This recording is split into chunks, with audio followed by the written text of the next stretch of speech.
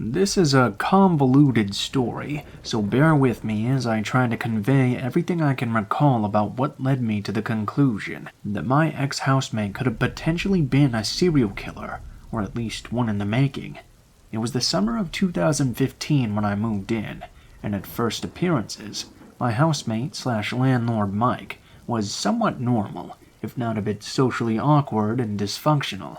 When I was signing the papers, he was adamant that I should never go into the basement, which I thought was a bit odd. I really needed a place to stay though, and well, people have their little quirks, so I chalked it up to just being that at the time. As I got to know Mike, and our cohabitation continued, I learned more about the depths of his dysfunction. Firstly, that he used meth. I don't automatically judge people based on vices, but I was surprised at the extent of his use. He was probably the first person I knew who used meth and balanced a full-time job, enjoyed a decent amount of success. The reason this is important to the story is that when he would be around the house drinking and using meth, he would start to run off at the mouth. He would often joke that if I smelled lye coming from the basement, not to think anything of it. I think it was probably the third time he said this, that I asked him finally why he kept on saying that. He said, "I use chemicals to clean up after the bodies," with this wily grin on his face. I tried to chalk that up to being a bad sense of humor, but something just didn't sit right with me. He was also very particular that I let him know of my coming and going, and my work schedule. I remember him being shocked and uncomfortable one day that I ended up taking off work because he didn't realize that I was home. I remember that day because there was a lot of clanging and what sounded like muffled shouting coming from the basement. His car was in the driveway, but he was not in the main house or his bedroom. Other days he would play very loud music that bumped through the whole house. Sometimes he would even play NPR talk radio at those volumes. In retrospect, I think he may have been trying to mask sounds. He would make remarks about sex workers, saying, "You can do whatever you want. You can choke them or beat them to death and nobody cares." I took exception to this. I told him I thought that was messed up.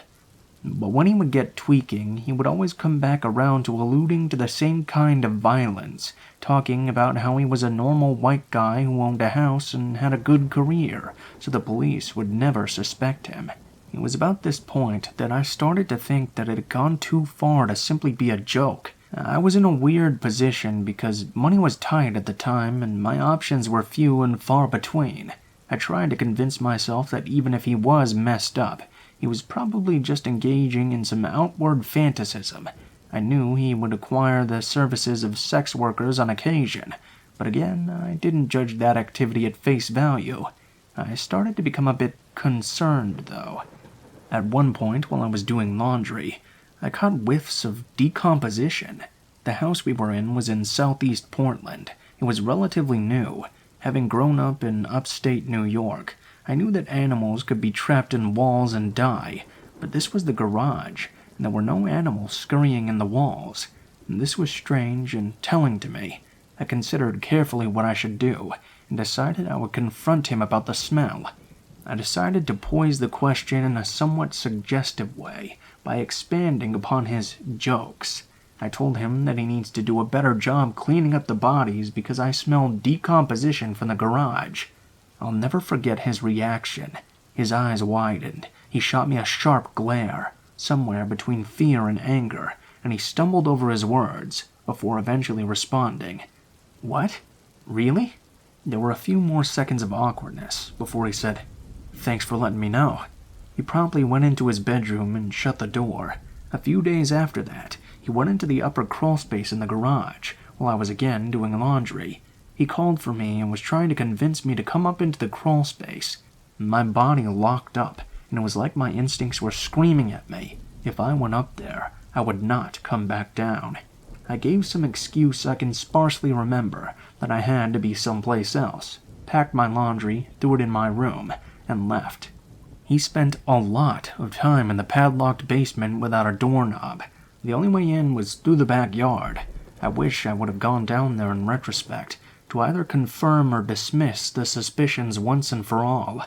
In the last couple of months I lived there, I was privy to more graphic comments about women and sex workers, explicit talk of sexual violence he was using more and more. He once showed me a video he made, he's a graphic designer and artist as well, which featured heavy bondage themes interspersed with distorted audio of women screaming and a strange leering figure in a plague doctor costume. It was one of those situations where any one of those things alone may be innocuous, but as they accumulated, it became even more suspicious to me. It was October of 2016 that I left there, and taking off to Aseti Oyate camp during the anti-pipeline protests with Standing Rock, Lakota. A mix of feeling called to action and having nothing to lose, as I wanted to get out of that house in the worst way. My last night there, as I did not give notice that I was leaving, he was drinking and tweaking again, started in on the same conversation, loosely describing murder and sexual violence in the tone of some sort of edgy joke. I told him he would be caught eventually, not even holding back my suspicion anymore. He reiterated that he was the last person police would suspect, and asserted that they wouldn't catch him. He said this in a very serious and concise way, dropping the pretense he had been using before. I left the very next morning. This haunted me for months, then a year and a half. I felt as though I hadn't done anything. The guilt was eating away at me. So I called Portland Crime Stoppers and put in an anonymous tip describing what I had described here. When I did, the operator started going back and forth, putting me on hold because the call had piqued the interest of the police sergeant who was assigned to the call center. They were asking me detailed questions about his vehicle, his house, the methods he described. It seemed like they took a vivid interest. I gave them as much information as I could remember and left it at that, feeling at least just a little better that I had tried to do something about it. Fast forward to recent times. I told my mother about all this, and she became interested, asking what house this was. She ended up pulling it up on Google Maps. She put up the street view, and I noticed there was a large enclosed trailer in the driveway that wasn't there when I was. I could theorize why it might have been there, but I cannot put together a practical reason for it, or why he'd be using it, unless he was moving or using it to haul things to discard. Admittedly, this is pure conjecture, but I couldn't help but wonder. I doubt that I'll get closure or have my suspicions validated unless he does finally get caught and arrested, and I read about it. I've grown up poor and even been around the lowlife a lot. I've interacted with many sketchy and unsavory people in my time, but none of them has ever made the impression that Mike made on me. Make of it what you will, but I hope I never meet him again.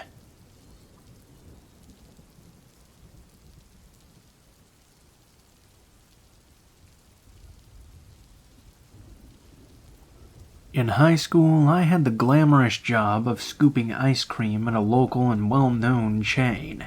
I had worked there for about 3 years, but this story occurred at the beginning of my senior year.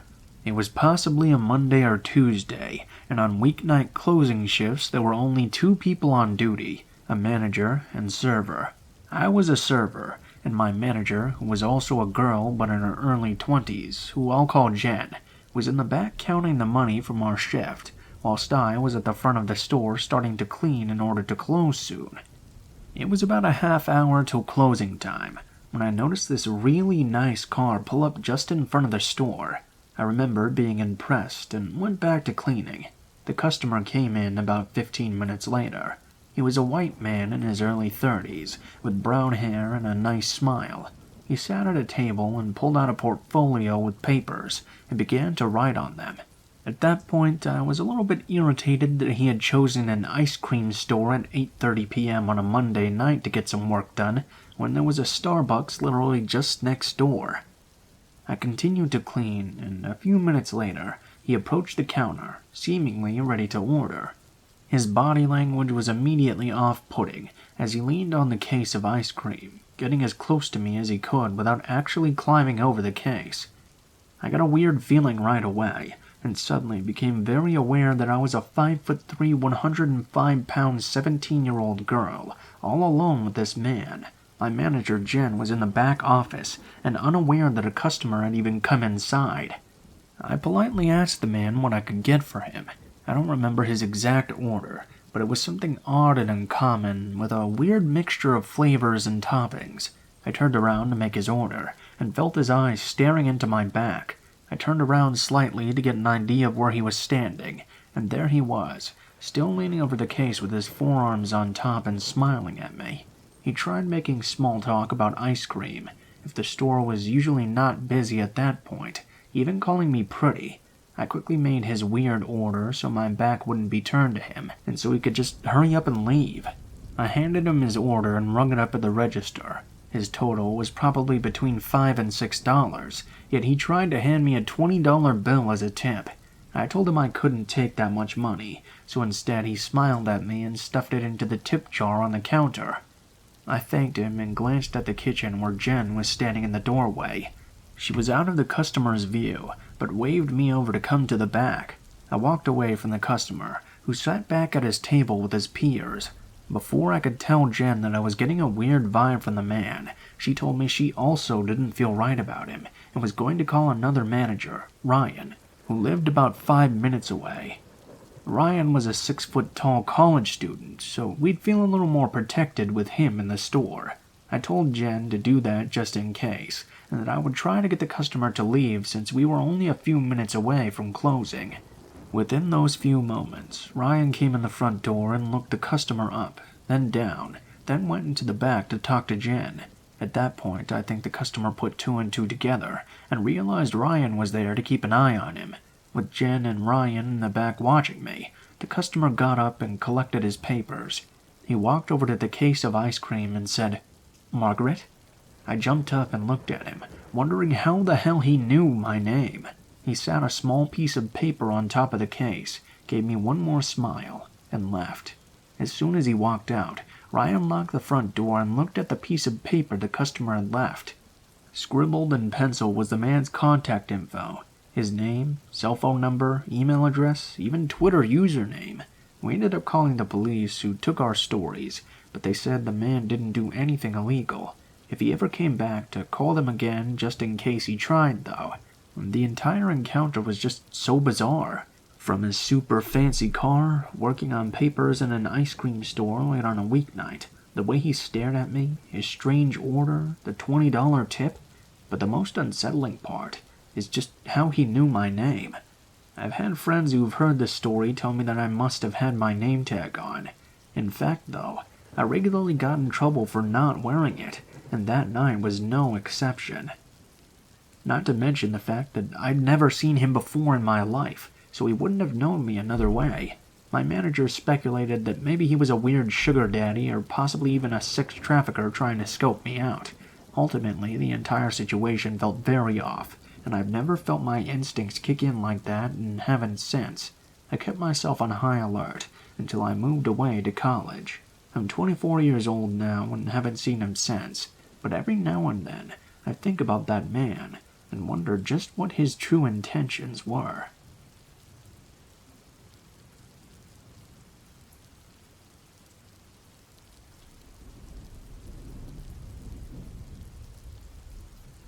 I'm a security guard, 22 and male, and was working the graveyard shift from 7 p.m. to 7 a.m. I was posted at a library where my main task was to watch out for trespassers, particularly an older male who kept coming back to skulk about the library overnight. The library actually had a bolo out for him as well, and emailed me a photo of him, so I was on the lookout. Around 1 a.m., I got up from the security desk to go out on a patrol. As I approached the door to go outside, I saw 2 homeless people sitting outside on a bench with a large shopping cart covered by a blue tarp. Not joking about this. The tarp had red stains all over it. Being generally creeped out already, I hesitated to even go outside at all. I thought about just using the on-site cell phone to call the police department, as that's what I'm supposed to do. However, I decided it wouldn't be right for me to call without politely letting the couple know they were trespassing first, and give them an opportunity to leave without incident. It would have been less work for me as well, as any time I have to call the police department, I have to make an incident report. I grabbed my flashlight and walked outside, identifying myself as security and letting the couple know that they needed to leave the premises. They were a younger African-American couple, and neither one matched the description of the bolo suspect. The man was pacing back and forth, smoking a cigar and writing something down on a notepad. The woman was sitting down, sort of just staring off into space. Anyway, I asked them both to leave. The woman began arguing with me about how she was homeless and how the police had already told her she could stay there. I knew that this was obviously a lie and told her that she needed to leave once again. We got onto the subject of how they were loitering, and I kept trying to explain to her that she was, and that they weren't allowed to stay overnight at the library. She began to argue with me about the definition of loitering, and just generally started being a pain in the butt. This whole time the man had said absolutely nothing, and was just off in his own world, continuing to pace back and forth and chain smoke. I realized I wasn't going to get anywhere by being nice, so I informed them that I would be calling the police, and retreated back inside the security room to call. 10 minutes went by after I called, and the couple appeared to be gone. A few moments later, the police arrived, and I went outside to talk to them. They didn't really seem to care much, as to be expected though, and once they saw that they were gone, they just told me to call them back if they returned. So, I go out on patrol, and as I'm making my way around the building, I run into the same woman who I just called the police on. She was now by herself, and the man was nowhere to be seen. She had this very odd stance. It's a bit difficult to describe, but if you've ever played any of the Silent Hill games, her posture was similar to the way that the nurses from Silent Hill stand. And I didn't even say anything to her, and she didn't seem able to notice me at all. I went back to where the police were still parked, and told them she was still on the premises. They got out of their cars and walked with me to where she was standing, and asked her to leave. She started telling them she had permission to be there, and that the sheriff had told her she was allowed. They told her she wasn't, and to make a long story short, she eventually left one way or the other, or so I thought. After the police finally left, I went back inside and made myself a cup of coffee. I decided I wanted a little fresh air though, so I stood outside and started to drink. It was around 2 a.m. at this point. This is where things get really creepy. Next to the library parking lot is this big park with a playground. I started to hear what sounded like faint whispers, followed by menacing laughter. I looked over in the direction of the noise, and barely managed to spot the couple hiding away. The man had returned, and was standing next to the woman from earlier. They were both just standing there, staring at me. Because it was so dark and they were hiding, I could only make out their silhouettes, but their eyes were literally glowing, kind of like when a person's eyes glow in a picture. The woman kept laughing, while the man said in a slow monotone voice all the different ways he was going to hurt me. He said it loudly enough to understand what he was saying, and I knew he was talking about me. He was talking about cutting my face off and skinning me. Then he shouts, "That uniform doesn't make you tough." At that point, I just got too sketched out and went inside to finish my shift. The rest of the night was unsettling too, because I kept hearing voices outside and tapping on all of the walls and doors. I knew it was them. Luckily though, they couldn't get inside without a keycard. When my shift finally ended, and it was once again daylight outside, I went to my car. There was a sticky note attached that read, "Next time, you won't be so lucky," with a crosshair symbol next to the words. Needless to say, I'm never returning to that library overnight again.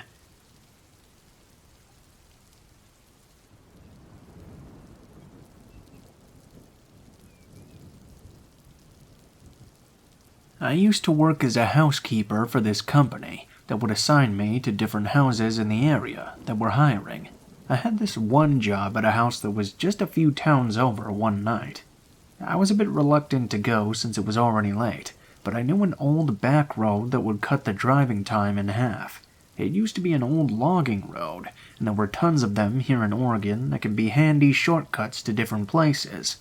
One downside, though, was that the road was extremely small, windy, and if you got into a crash, you'd basically be stranded in the middle of nowhere and surrounded by a forest. I'm not sure it was completely legal to drive on either. So, anyways, I was driving down this road, groggy and tired, when I suddenly felt a small collision on my trunk. I cursed and pulled over to inspect the damage and talked to the driver, who had seemingly come out of nowhere. He pulled up behind me. I got out of my car and walked over to him, asked if he was okay. I was about 3 feet from his car, and I could see him sitting in there, but he wasn't making any effort to get out. It was winter and night, so everything was pitch black, and I could barely see anything, but I knew there was a figure there. It was freezing cold already, and I was starting to get creeped out, so I told him since there was barely any damage, I was just going to leave. As I started to head back to my car, though, I heard his door shoot open behind me. I turned around and saw him standing there. He was extremely tall and had on a large black coat and baggy jeans. I stepped towards him and noticed something that made my heart sink. His hands were white-skinned, but his face looked dark. I squinted and realized he was wearing black makeup on his face. This scared me even more, because I was thinking he was wearing blackface, and for the record, I'm black. I thought maybe he had followed me out here into the middle of nowhere to harm me. I turned around and started to go for my car when I felt the cold tip of a gun press against the back of my head. I was ready to cry at this point, thinking I was going to die alone out here because of my skin color. I ended up trying to reason with him, but I could barely choke out my words as I told him he didn't have to do this. Something surprising happened, though. The man was silent, and then he started to cry as well. He just jumped back in his car and sped off. Maybe I should have tried to see the license plate, but at that moment I just got in my car, drove home, and called my parents. I never, ever in my entire life thought I'd narrowly escape from being the victim of what could possibly be a hate crime. I'm glad the man had a change of heart, or whatever you want to call his reasoning for sparing me that night.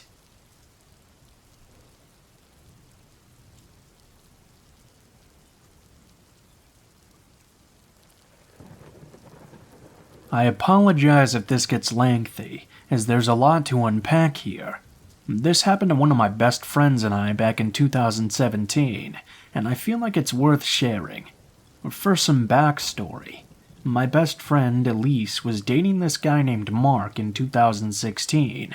They broke up right as New Year's was approaching. I've known Elise for over a decade, but we didn't talk much while they were together. I ran into them once at a local coffee shop, hugged her and was chatting away while Mark stared at me in disgust, as if Elise wasn't allowed to talk to her friends. At the time, I thought nothing of it, assuming he was just antisocial. I had no idea he would go on to ruin an entire year of my life. It's really fuzzy as to how Mark got in contact with me specifically. I believe Elise posted about her breakup, and I offered my support publicly on the post, so he targeted me. It all began on New Year's Eve. He started messaging me on Instagram, over and over, threatening me. I was having a get-together with my then-boyfriend, 2 of my now ex-best friends, and my now ex-best friend's boyfriend. I remember seeing the notifications blowing up and just ignoring it. Everyone else seemed to be more concerned than I was. I brushed it off until late the next day. I checked my phone, and I had dozens of DMs from Mark, as well as a few public posts that he had tagged Elise and I in, calling us every name in the book, and claiming that I was the reason they broke up. I answered his DMs, asking why he was targeting me. That was the biggest mistake I ever made. After some angry messages from him, he blocked me and I thought that was over. I also had some missed calls from Elise, so I finally contacted her and asked just what was going on. At this point, she frantically told me that Mark was a dangerous man, that he'd been tormenting her since the day they became a couple. He would throw her around in his apartment, leaving awful bruises that she sent me photos of.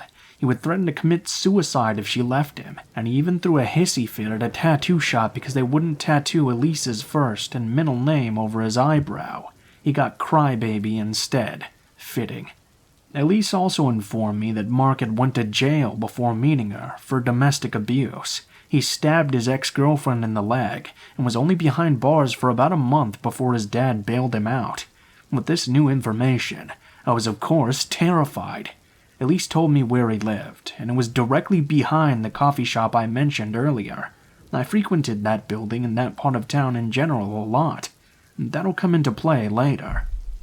Eventually I calmed myself down and forgot all about him though, until somehow he got my phone number. I still don't know to this day how he got it, but I woke up in the morning to 30+ messages from him one day and was completely horrified. His messages included things like threats to kill himself if I didn't help him and Elise get back together, threats to kill me, cries for help, him blocking my number and then unblocking it just to start the cycle again. I, being very naive and not wanting to be held responsible if he actually killed himself, did not block him. I asked him to leave me alone, and if he wanted a number to a hotline where he could get some help. He pretended to calm down for a bit after that. I gave him the number after many messages from him saying how much he missed Elise but also wanted to kill her. I told her immediately, and pushed her to go to the police. She didn't.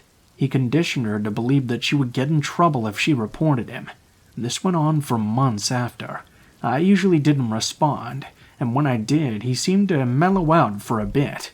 I'm skipping ahead to a particular night where Elise and I were hanging out at my house. We were just happily chatting away when my phone started to light up again. I ignored it and kept talking because I didn't want to be rude to Elise. Elise peeked at my phone and said, "It's Mark. Look." Sure enough, Mark was bombing my phone with threats to slit his own throat because he knew Elise was at my house, calling us both cunts and claiming it would be our fault if he died that night. I didn't answer, but what came next is something that still haunts me to this day. He sent a video. Being curious, I clicked it, Elise watching over my shoulder. The video was of Mark's arm, a huge gash going down the middle. He was fake crying in the background, screaming, "You made me do this. I fucking hate you both." He clenched his fist over and over again to make more blood gush out of his arm. Elise and I were so in shock that we watched the entire 50-second clip, despite how disturbing it was. I immediately called our local police station. Elise gave them his address, and an officer came to my house to view the video and take down some notes. While we waited for the police to arrive, Mark posted the gruesome video to his Instagram and unblocked Elise and I just to tag us in it, claiming that we told him to do so. Being a conventionally attractive guy with an e-boy aesthetic, the girls that swooned over him commented some pretty harsh things about us and kissed his ass like crazy. He was admitted to the hospital that night, and oh boy, I wish they kept him. The harassment continued the very second he got out. Time traveling a little more now to a few months later. Mark still hadn't let up, but Elise and I were still very close. We had a friend, Kayla, visiting from across the country. She had also had a run-in online with Mark and absolutely hated him, but she wasn't afraid of him at all. She was always carrying more than one weapon, some pepper spray, and she knew how to fight. So she suggested we go take a walk in the part of town he lived in. She wanted to visit that coffee shop, see some of our small businesses, and then grab dinner at a pizzeria. Elise and I reluctantly agreed. We parked in front of the coffee shop, grabbed some drinks, and started walking down the road. Within about 5 minutes, Mark drove by on his motorcycle. Elise and Kayla were immersed in conversation as I trailed behind. I looked up and made eye contact with him. Elise and Kayla only noticed as he sped off, and Kayla assured us he wouldn't get anywhere near us with her around, so we just kept on walking. Mark began to circle the block we were walking on with his bike. As we crossed to the next block over, he switched to that one and circled it too. On the third block was the pizza place. Their walls are all glass, all see-through, of course. We went in and were seated in the corner right next to the glass. We sat there for about an hour and a half eating, talking, and sipping on soda. Mark circled the restaurant the entire time, and we all did our best to try and ignore him. Once we were finished and got up to leave, Mark sped off and we didn't see him again that evening. Some time passed and Mark began to ride by Elise's house every night. Within a week, he had begun doing the same thing to me. I told my parents and my stepfather, who kept a close eye on our street. My mom always made sure our doors and windows were locked, shades were shut, and the like before going to bed. My dad would even do a nightly patrol where he'd drive around my street for a few minutes on his way home from work, even though he no longer lived there.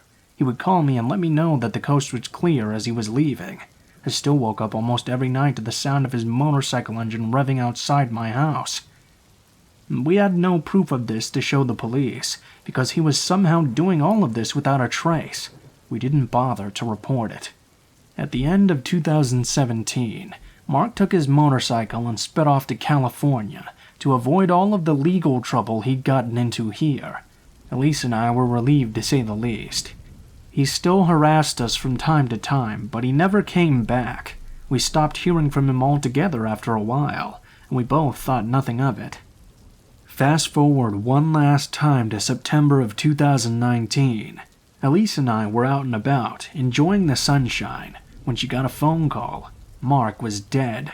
He had died right after his calls and messages to us had stopped. Turns out he'd gotten into it with his new drug dealer in Arizona, and pissed them off enough for them to just shoot him. He died instantly. He also caught 2 more domestic violence charges in California and Arizona, and was on the run from his warrant. His father told everyone it was an accidental overdose, because Mark was known for abusing Xanax and other miscellaneous drugs, but it was to cover his sociopathic son's ass. I'm not sure if Mark's death was his karma, or some higher being protecting us and all of the girls he'd hurt before and would hurt in the future, but now he's gone. We never have to worry about our safety because of him ever again. Although seeing photos of him still does give me the creeps. Mark, I don't know where you are, but this world is better off without people like you. I'm glad you're gone.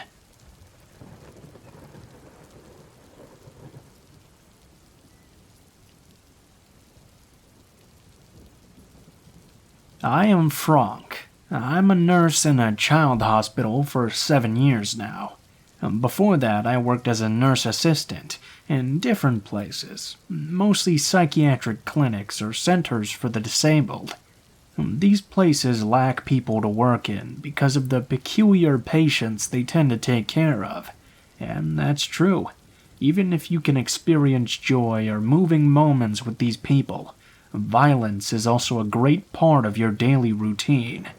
At the time, I had just switched from taking care of elders at home to night shifts.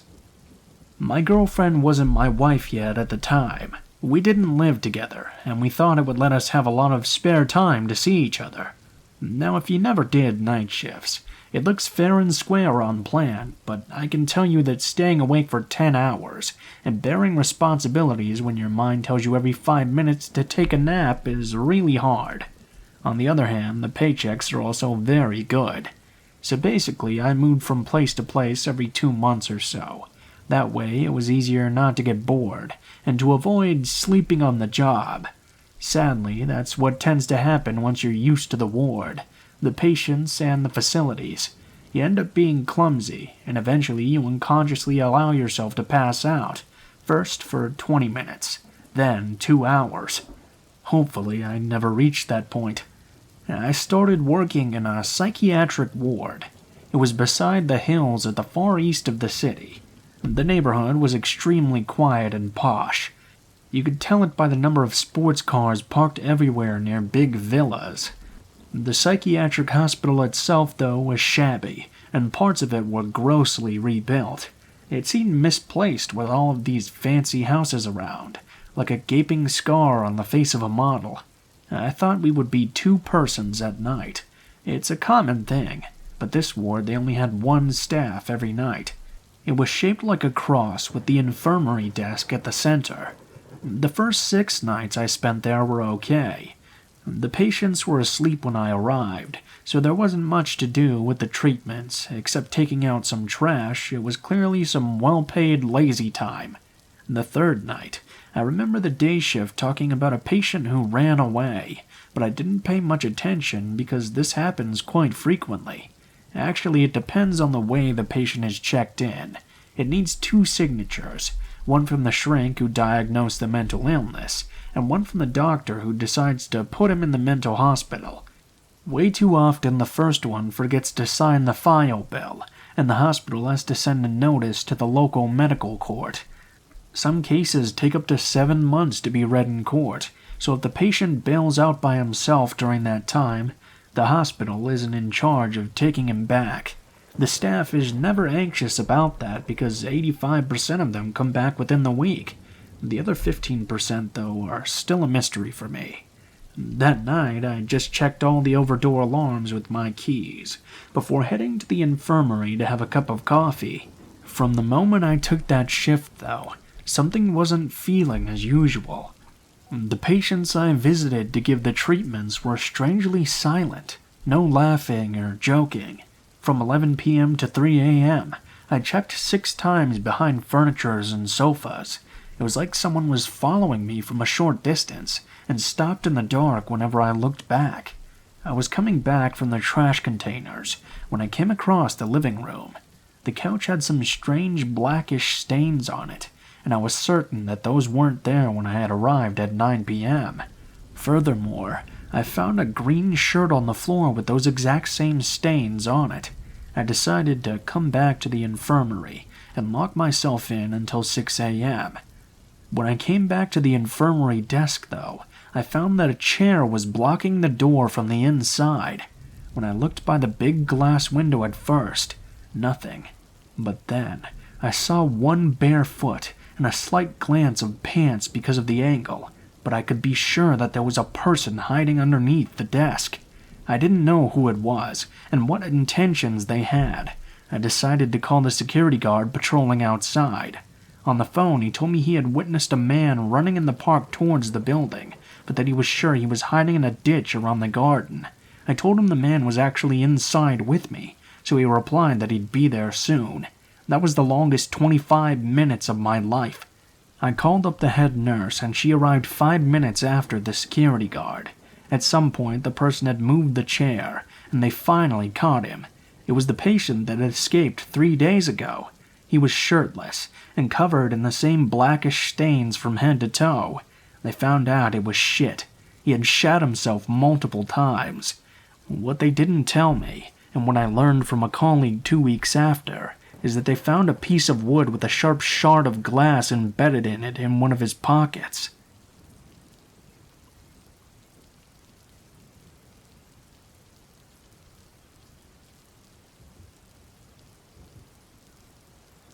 This just happened.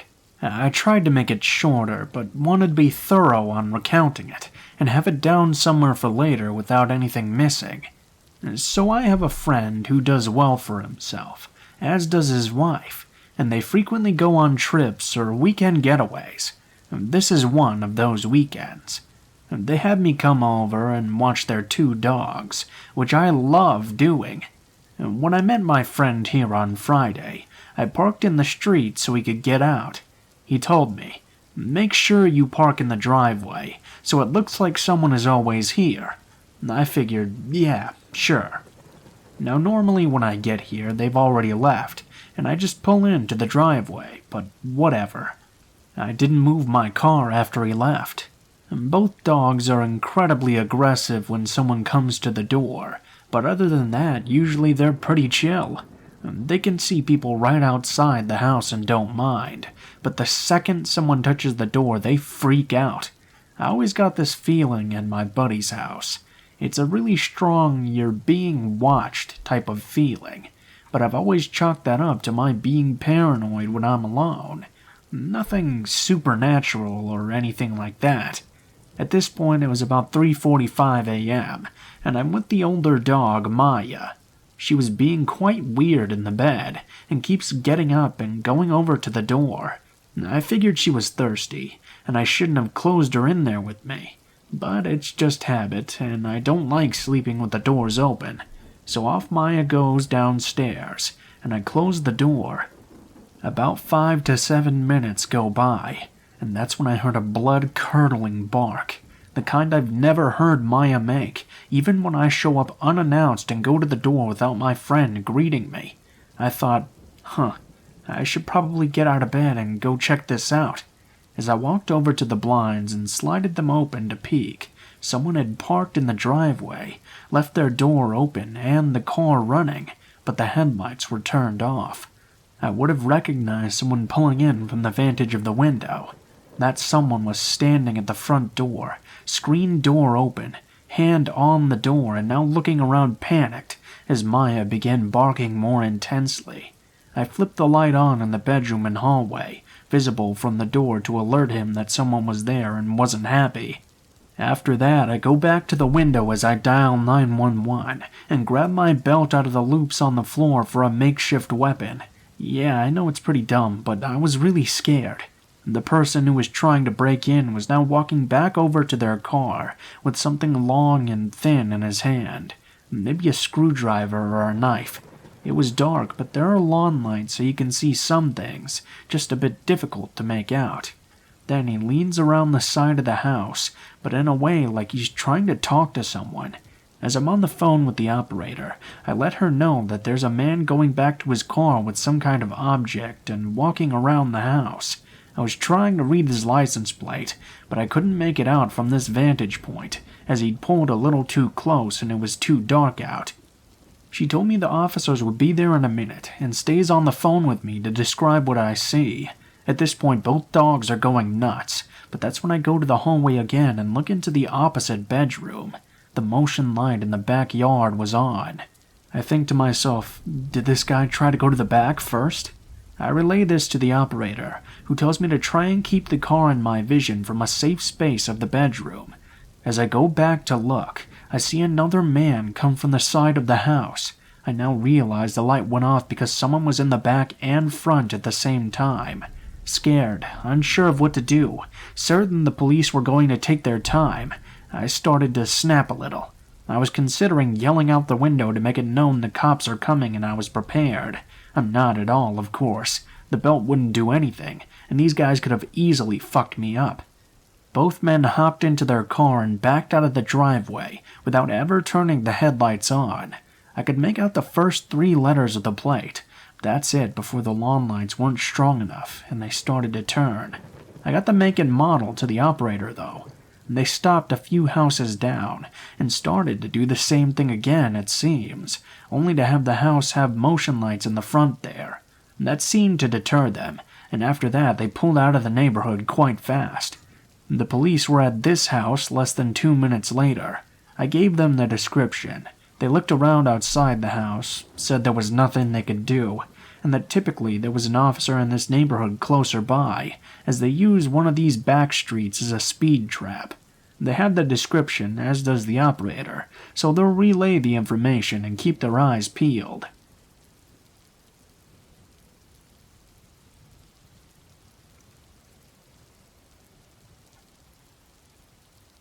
I'm posting from my phone, so apologies for weird formatting or bad grammar.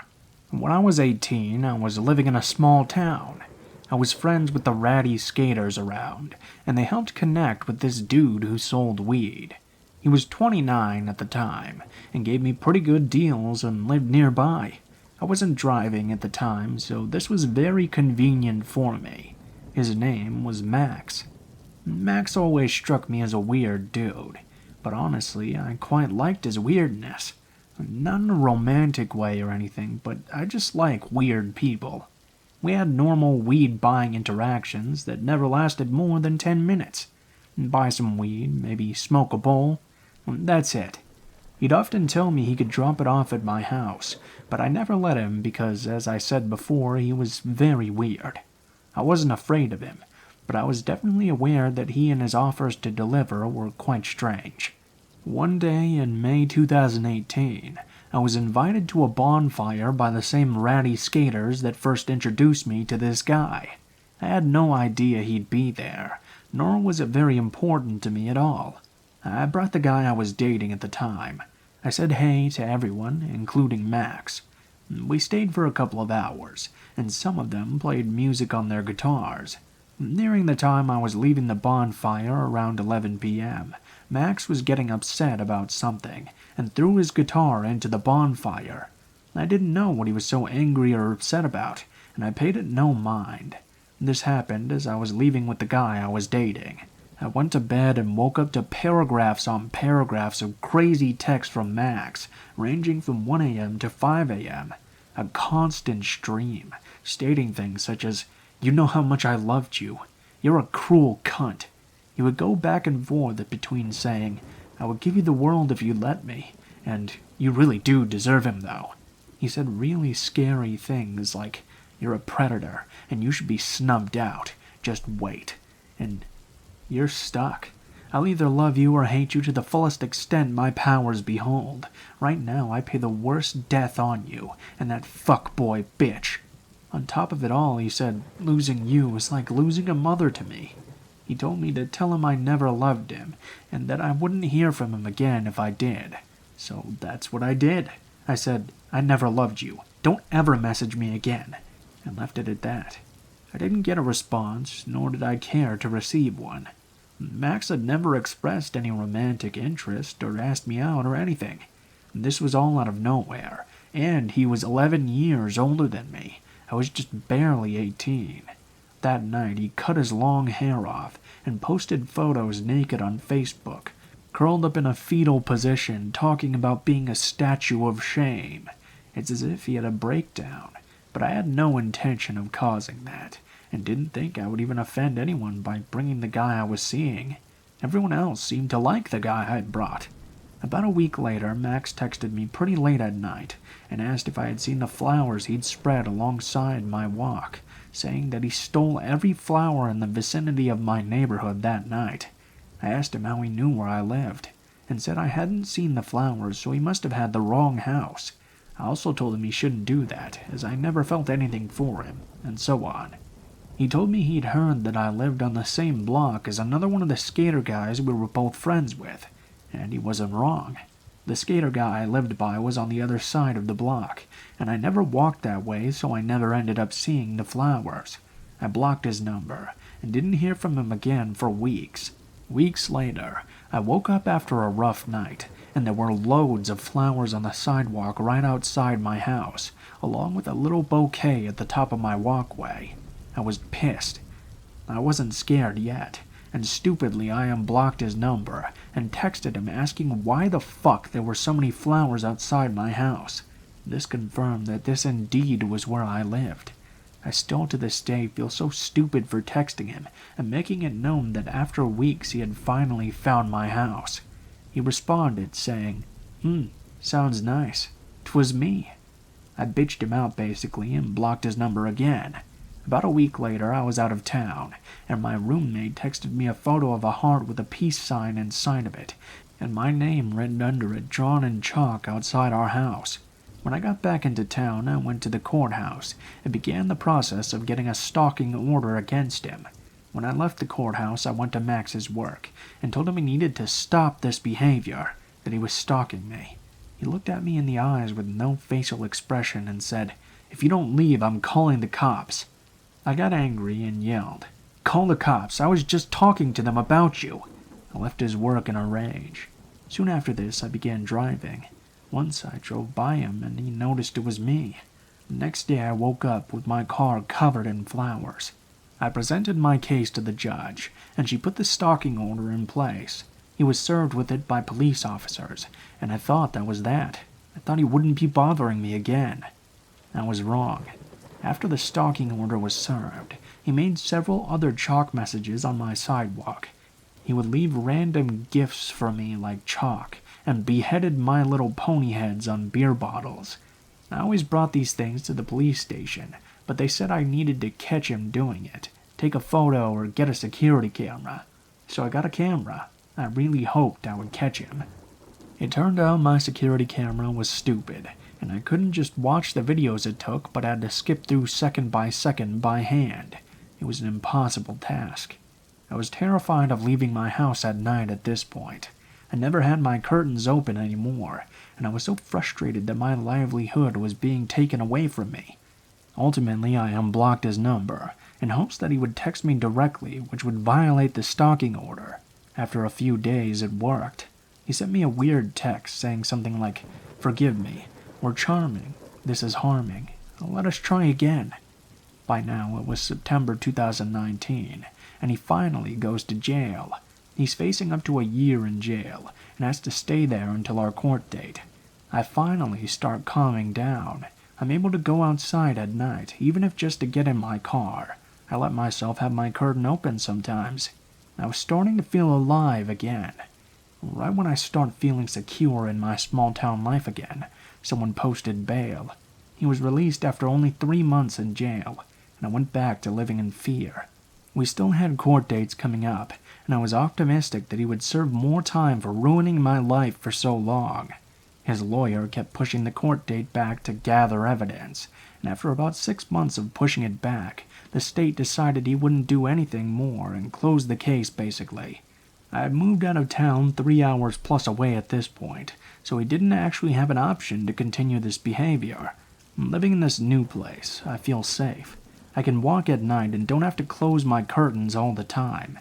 It's been over a year since they decided to close the case.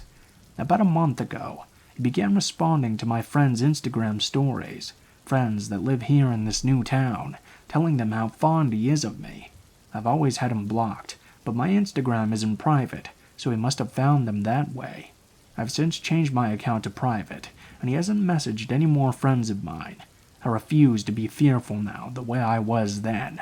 He'll never find where I live or where I work now. However, my life is forever changed by this experience. I will always be more aware of people and their weird energy. I'll always close my curtains early in the evening and make sure all the windows and doors are locked. I'll always live in a little bit of fear. Maybe not of him, but of it happening again. He ruined my life for a year, and I truly wish he had gotten that time in jail. He deserves it.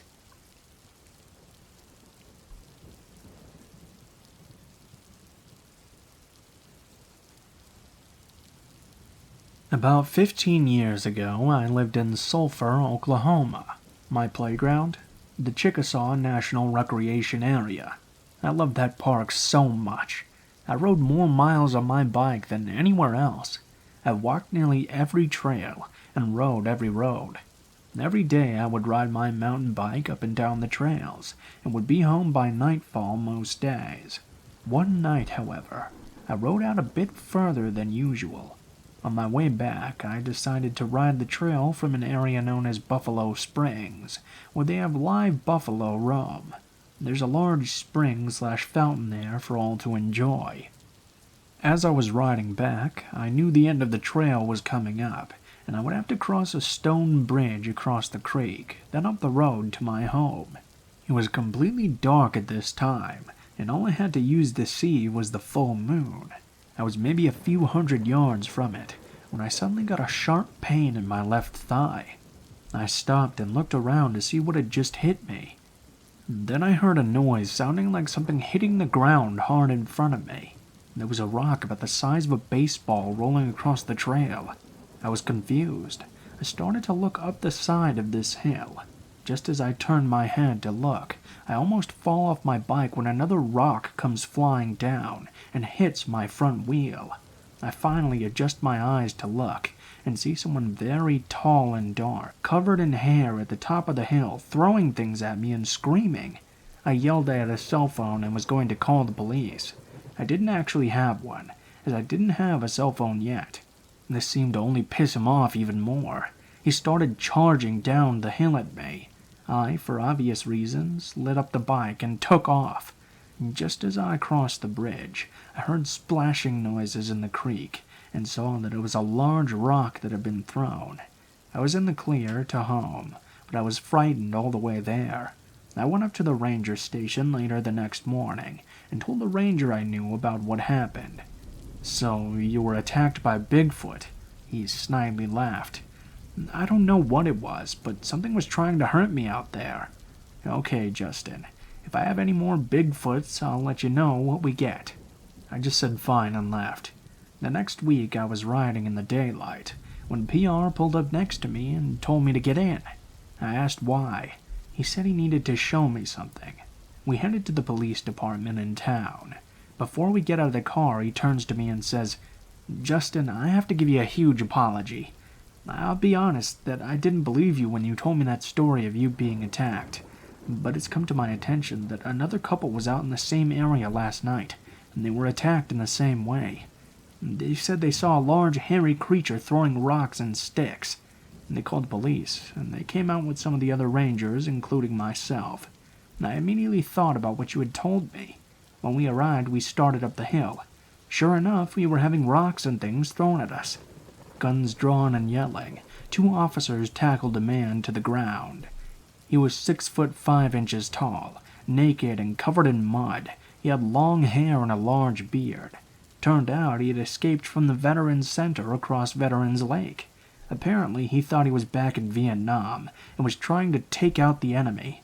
PR said I was very lucky because he was genuinely trying to kill me. We went inside so I could give the police my statement as to what had happened. They had him sent to a more secure facility somewhere else. To this day, I still get the shivers when I hike that trail, and I always keep my eyes on the ridge on top.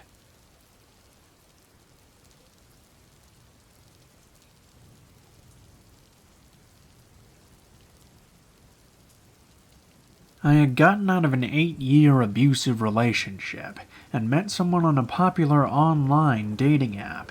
And to be honest, I wasn't looking for anything serious, just someone to go watch a movie or have a drink with every now and then. I had 2 boys and was happy and living a peaceful life on my own after going through hell. So I meet this guy who's a couple years older than me, and he had turned his life around. When he was younger, he used to be in gangs and drugs, and now he was into working out and staying really fit, doing all sorts of family stuff. I guess you can say I felt protected by him. He was a hard worker, self-sufficient. He had a son and loved going to the gym every day.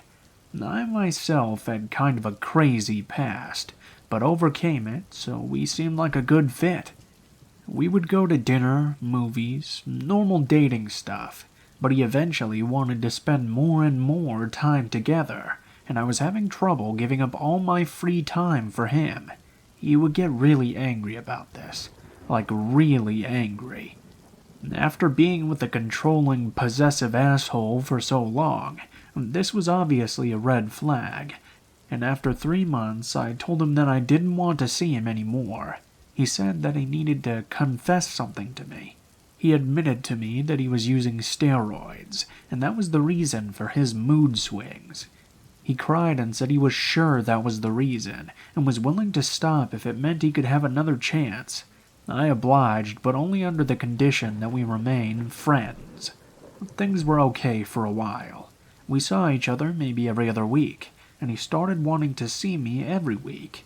I told him that I was not interested in being anything other than friends at the moment, since I wasn't ready for a relationship.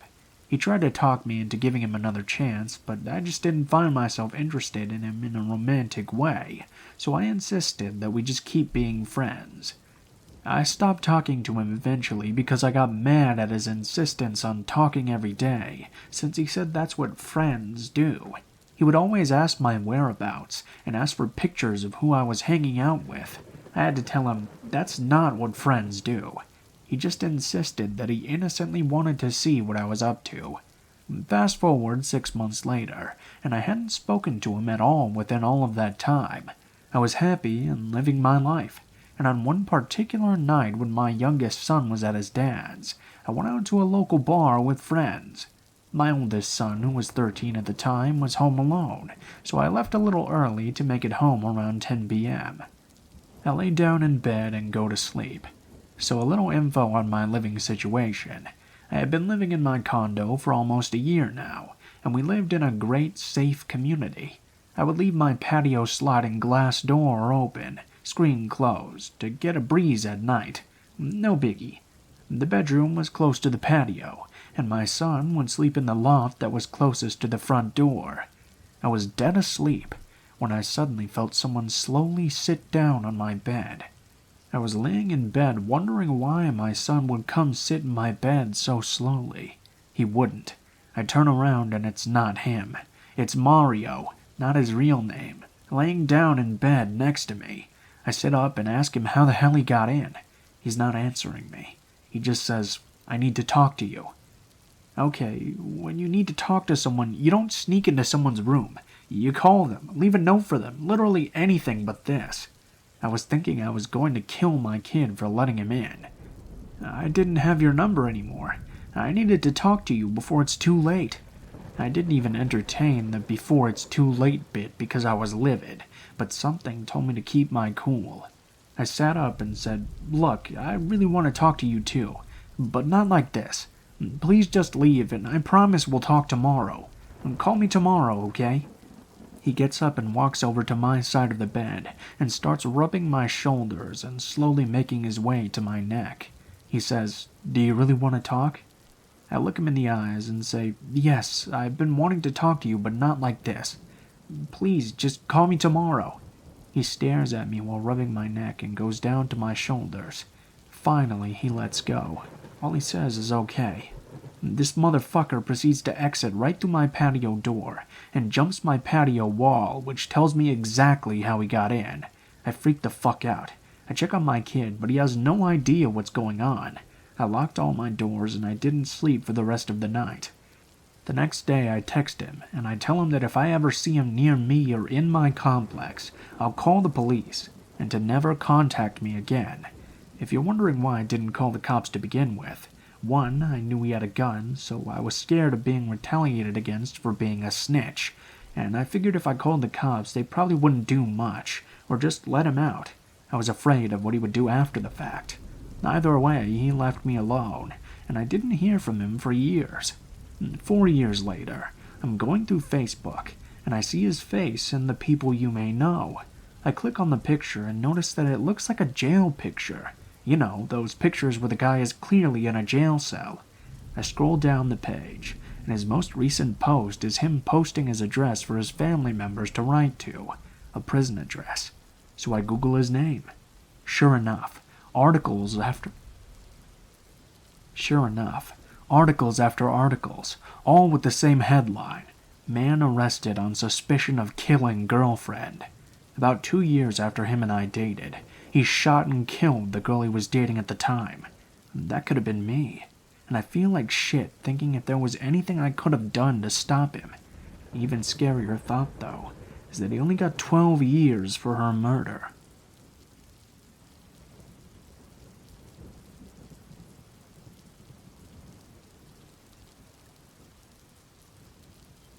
I'd like to share with you a series of horrific events from my childhood that we never really had a real resolution to. There were some suspects, but no one was ever brought to justice. Also, there have been a lot of terrible things happening on my mom's property. That's another story, but here's part of the beginning. This part of the story happened roughly around 1990, during my summer break from school, but it continued on for quite some time. I must have been about 2nd or 3rd grade age. I grew up with just my mom. My dad was never in the picture, so we lived all alone until I was about 12 when she remarried. Our secluded country neighborhood was safe for the most part, and all of our immediate neighbors were elderly, save for one couple who had a few young adult sons around my brother's age. For the most part, though, didn't have much riffraff in the area. At first, there were only minor clues to indicate something was going on. Things being moved in the backyard, and I guess because my mother has always been a paranoid conspiracy theorist, she had an idea that something was happening. I didn't really know this until I heard her talking about it much later after the events. She tried to hide things from me so I wouldn't get scared. She even started sleeping in my room with me at night, probably because she was paranoid. I assumed it was because we could stay up late and watch movies together and eat snacks. One morning after I got up, I noticed that our old wooden back door had huge chunks missing out of it, around the part where the lock and bolt goes into the door frame. It was as if someone was trying to chip away at the locked part. I showed my mom what I had discovered, not realizing why the door was damaged. She went completely silent, pale-faced, and panicked. I could tell something was wrong, but I was too young to understand that someone had tried to break in, either in the night or while we were out. That day, she mended the door to the best of her ability, and if I remember correctly, she even put a new and different lock on it from the hardware store. She also filed a police report, but of course there was nothing they could do. I had a German shepherd named Munchie. He was a big spoiled baby who loved raiding the fridge with me, but to a stranger he was probably very intimidating. He was my best friend, and very watchful over me. I still miss him to this day. For a week or two after Mom and I would go to bed, Munchie would start pacing around and whining, acting very anxious. Since we lived in such a rural place with no imminent danger, or so we thought, Mom would frequently let him outside by himself. So one night, while he was acting exceptionally strange, she let him outside alone. We didn't have central air because our house was old, built in the 50s. We were poor, and Kentucky summers weren't really too hot anyway. At night, Mom would open up all the windows in the house, with the halfway burglar latch, of course. Since she was in my room with me watching a movie, we both had my bedroom windows all the way up. My back window overlooked a bit of a hill, which gradually sloped into a low, wide bottom. The bottom was full of tall weeds and bushes. Suddenly, we heard movement in the brush of the bottom. Munchie. Then we heard him snarling like a werewolf. Mom got up and ran to the window but couldn't see anything. What we heard next was terrifying. It sounded as if Munchie was attacking someone. He was making these awful noises, as if he was eating someone alive. I began to cry, terrified that something would happen to my best friend. My mom started screaming in horror for Munchie to come home. We heard what sounded like someone escaping my dog's wrath and taking off through the brush. My mom ran to the back door with me right behind her and called for Munchie at the top of her lungs until he came running back into the house. He was panting and grunting and bristled up.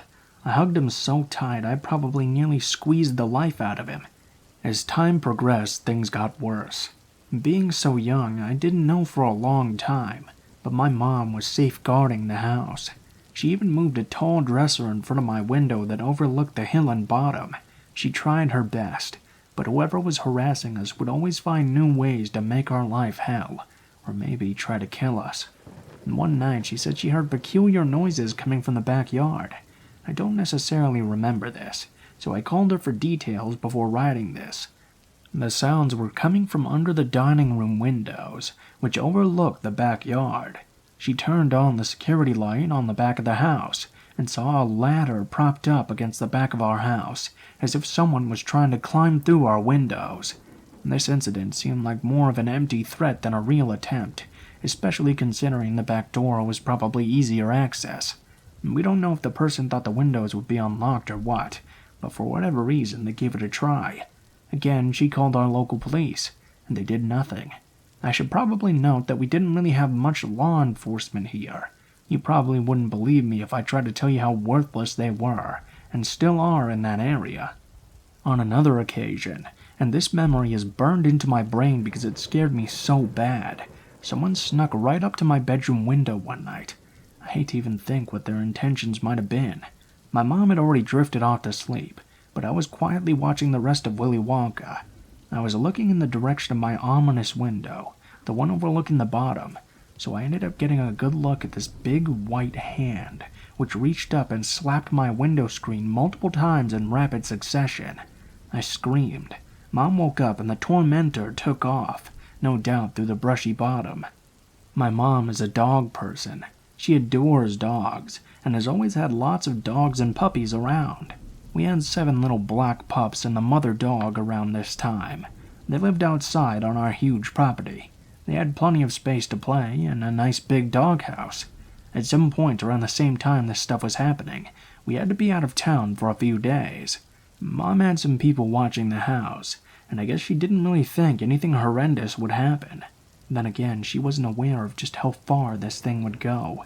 When we came home, Mom's puppies had been killed and lined up in a row in the side yard close to my window that overlooked the bottom. This was devastating.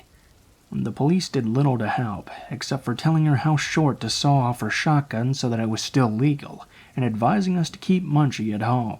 I forgot to ask, but I'm nearly positive my mom ended up sending the mom doggy away to my sister's house on the other side of town. Months later, the incidents were still increasing in occurrence, and then someone decided to take it way too far. Something hit the back of the house in the wee hours of the morning. My mom looked out the windows and saw nothing, at least not until the next morning. She found a stick with a charred pine nut on it. Apparently, someone had lit it on fire and threw it at our house. I assume they were hoping our house would burn with us in it. And don't even ask about the cops, because they did nothing yet again. I wouldn't be surprised if they even knew who the culprit was and didn't care. Then one day, Munchie went missing. He had gone out to the bathroom in the evening before bed, but he didn't come back immediately like always. He vanished. I don't even want to go into detail about this because it breaks my heart all over again, but we found him a few days later. He had been poisoned. And to be completely honest, I could keep going with this story, although it takes a lot of unbelievable turns, not all of them horrifying, some just ridiculous. Then around 2009, a multiple-year-long court case began where my mom had to fight a group of her neighbors in court to keep them from stealing her property. Those events led us to believe the people involved with that case may have had something to do with the torment we experienced all those years ago, but honestly all we can do is assume. So, Tormentor, I wish we could meet, but you're a coward who harasses women and children and hurts animals.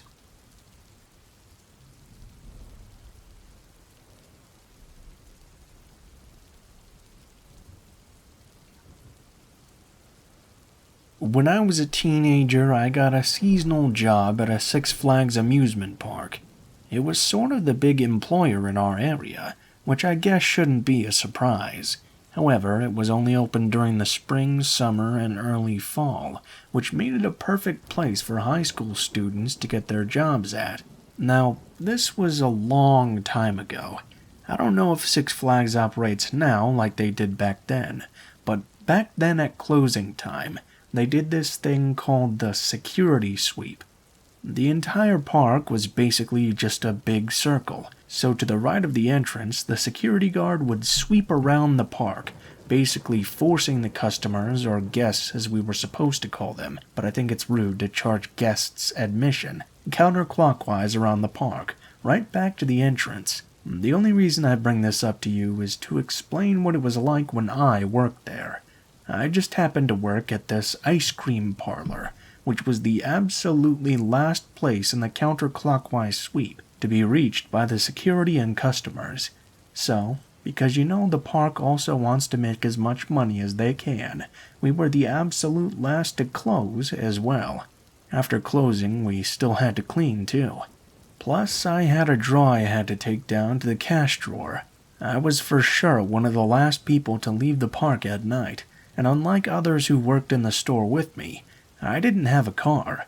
I had to walk to the dressing room, change out of the clothes, and then walk all the way out to the back of the park to the bus stop. If you've never been in a big place like Six Flags after close, you probably don't know just how creepy it can be when you're there all by yourself, but at least you know for sure that you're in a huge and relatively safe space. Not only is it really difficult for someone to break into an amusement park, there's security there at all times. Even the employee parking lot was caged in. But for the employees such as myself who took the bus to work, we had to walk through a small back area to a bus stop with only a small bench and light. Very few bus riders worked at night though, because the buses in the area did not run any later than 7 p.m. And that probably makes you wonder why I was a closing employee. Well, it was the only hours they would give me. So, when I was done, I would go out and call my stepdad on the telephone. He would usually be sleeping at the time, but he would come and pick me up and take me home before going back to bed. This was a very late night during the summer. I can't remember exactly when it was, but the park was late getting closed that day. Tons of people rushed right into the ice cream parlor at the end. We were busier than we were any other time of day. Once the park closed, they sent me to the money counting station.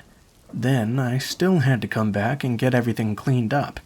It was easily 2 o'clock in the morning by the time I finally finished and got changed, and got out of the park. I called my stepdad, and he told me that he was on his way, so I began walking out of the employee parking area so I could head over to the bus stop. It was creepy as hell, because there was no one in the locker room whilst I was there. And there were also no cars in the parking lot. To be in such a huge area, normally teeming with people, and for it to be so empty and silent, it was unlike anything I can explain. I walked down the sidewalk to the bus stop. It was nothing more than a bench with one of those wind and rain guards on it. It was a dim light in the little cubby or whatever.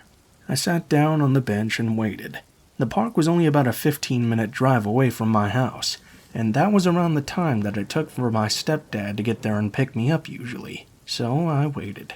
The normal amount of time had passed, but my stepdad didn't show up. I didn't think too much about it at first. A few minutes here and there was nothing.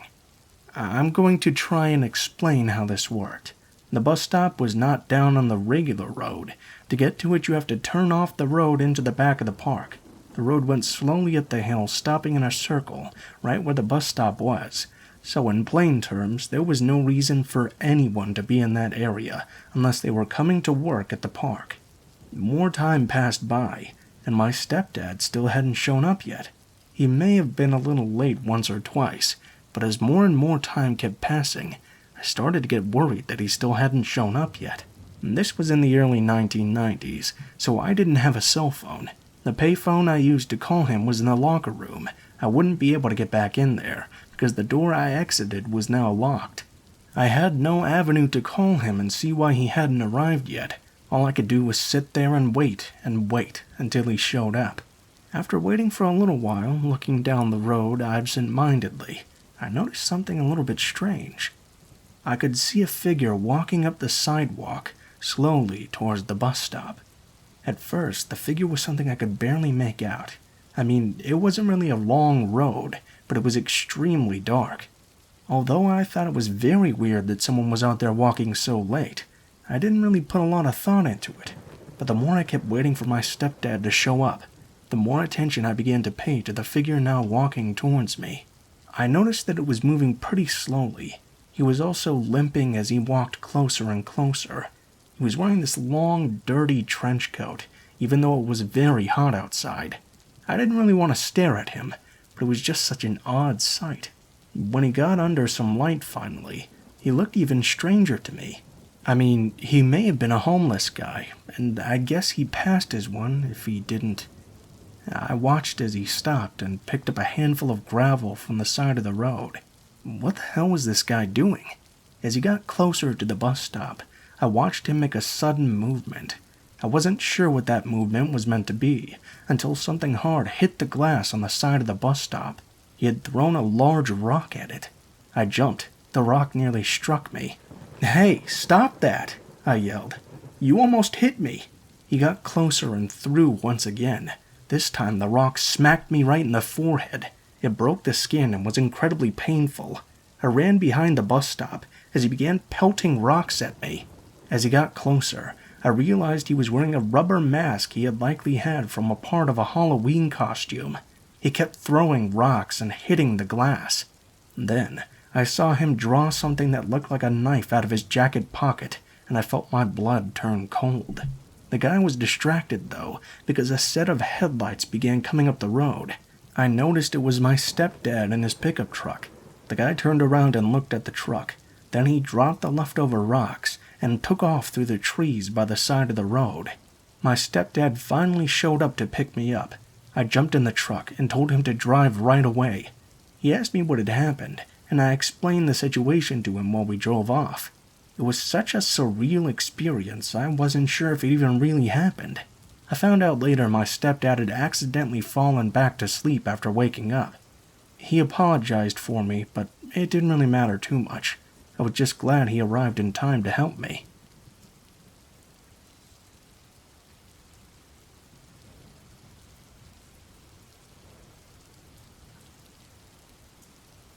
When I was a teenager, I got a seasonal job at a Six Flags amusement park.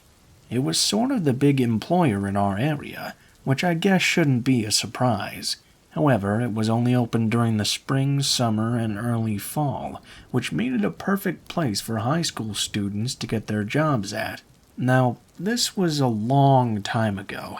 I don't know if Six Flags operates now like they did back then, but back then at closing time, they did this thing called the security sweep.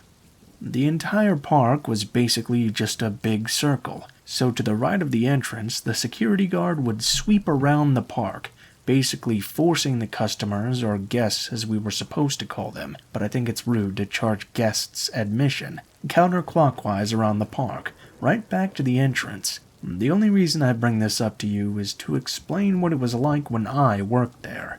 I just happened to work at this ice cream parlor, which was the absolutely last place in the counterclockwise sweep to be reached by the security and customers. So, because the park also wants to make as much money as they can, we were the absolute last to close as well.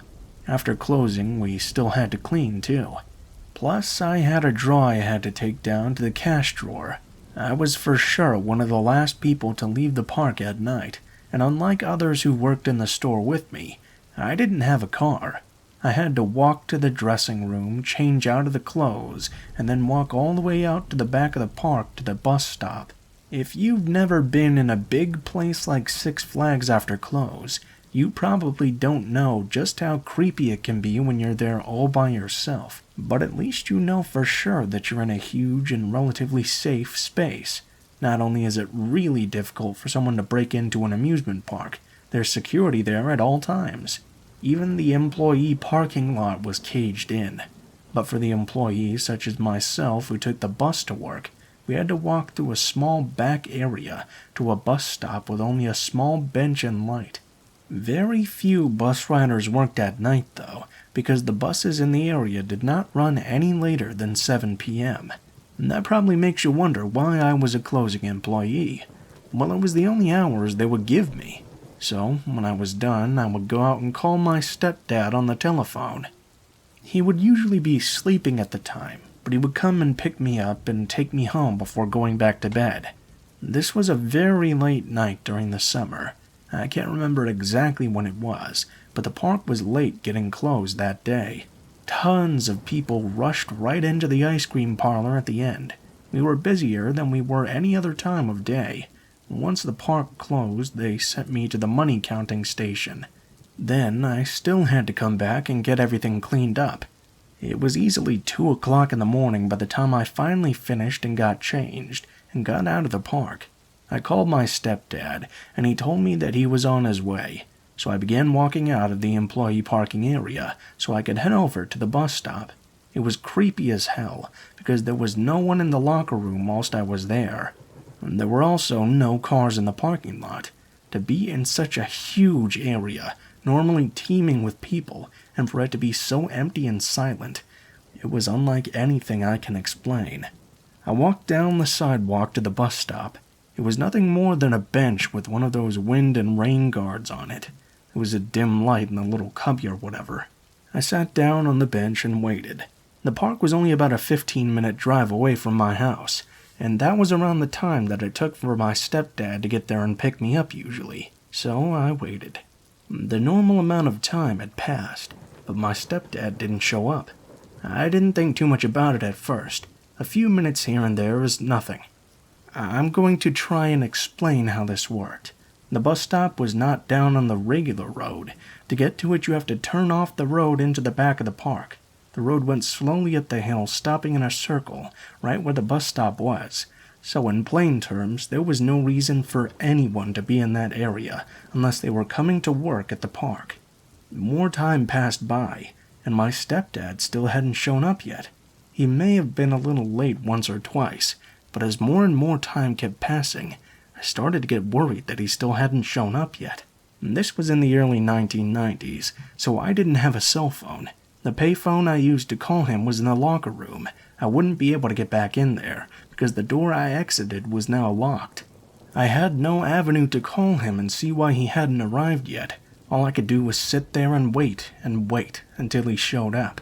After waiting for a little while, looking down the road absent-mindedly, I noticed something a little bit strange. I could see a figure walking up the sidewalk, slowly towards the bus stop.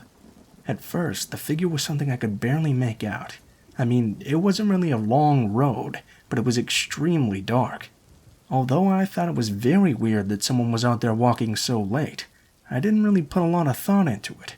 But the more I kept waiting for my stepdad to show up, the more attention I began to pay to the figure now walking towards me. I noticed that it was moving pretty slowly. He was also limping as he walked closer and closer. He was wearing this long, dirty trench coat, even though it was very hot outside. I didn't really want to stare at him, but it was just such an odd sight. When he got under some light finally, he looked even stranger to me. I mean, he may have been a homeless guy, and I guess he passed as one if he didn't. I watched as he stopped and picked up a handful of gravel from the side of the road. What the hell was this guy doing? As he got closer to the bus stop, I watched him make a sudden movement. I wasn't sure what that movement was meant to be, until something hard hit the glass on the side of the bus stop. He had thrown a large rock at it. I jumped. The rock nearly struck me. "Hey, stop that!" I yelled. "You almost hit me." He got closer and threw once again. This time the rock smacked me right in the forehead. It broke the skin and was incredibly painful. I ran behind the bus stop as he began pelting rocks at me. As he got closer, I realized he was wearing a rubber mask he had likely had from a part of a Halloween costume. He kept throwing rocks and hitting the glass. Then, I saw him draw something that looked like a knife out of his jacket pocket, and I felt my blood turn cold. The guy was distracted, though, because a set of headlights began coming up the road. I noticed it was my stepdad in his pickup truck. The guy turned around and looked at the truck. Then he dropped the leftover rocks and took off through the trees by the side of the road. My stepdad finally showed up to pick me up. I jumped in the truck and told him to drive right away. He asked me what had happened, and I explained the situation to him while we drove off. It was such a surreal experience, I wasn't sure if it even really happened. I found out later my stepdad had accidentally fallen back to sleep after waking up. He apologized for me, but it didn't really matter too much. I was just glad he arrived in time to help me.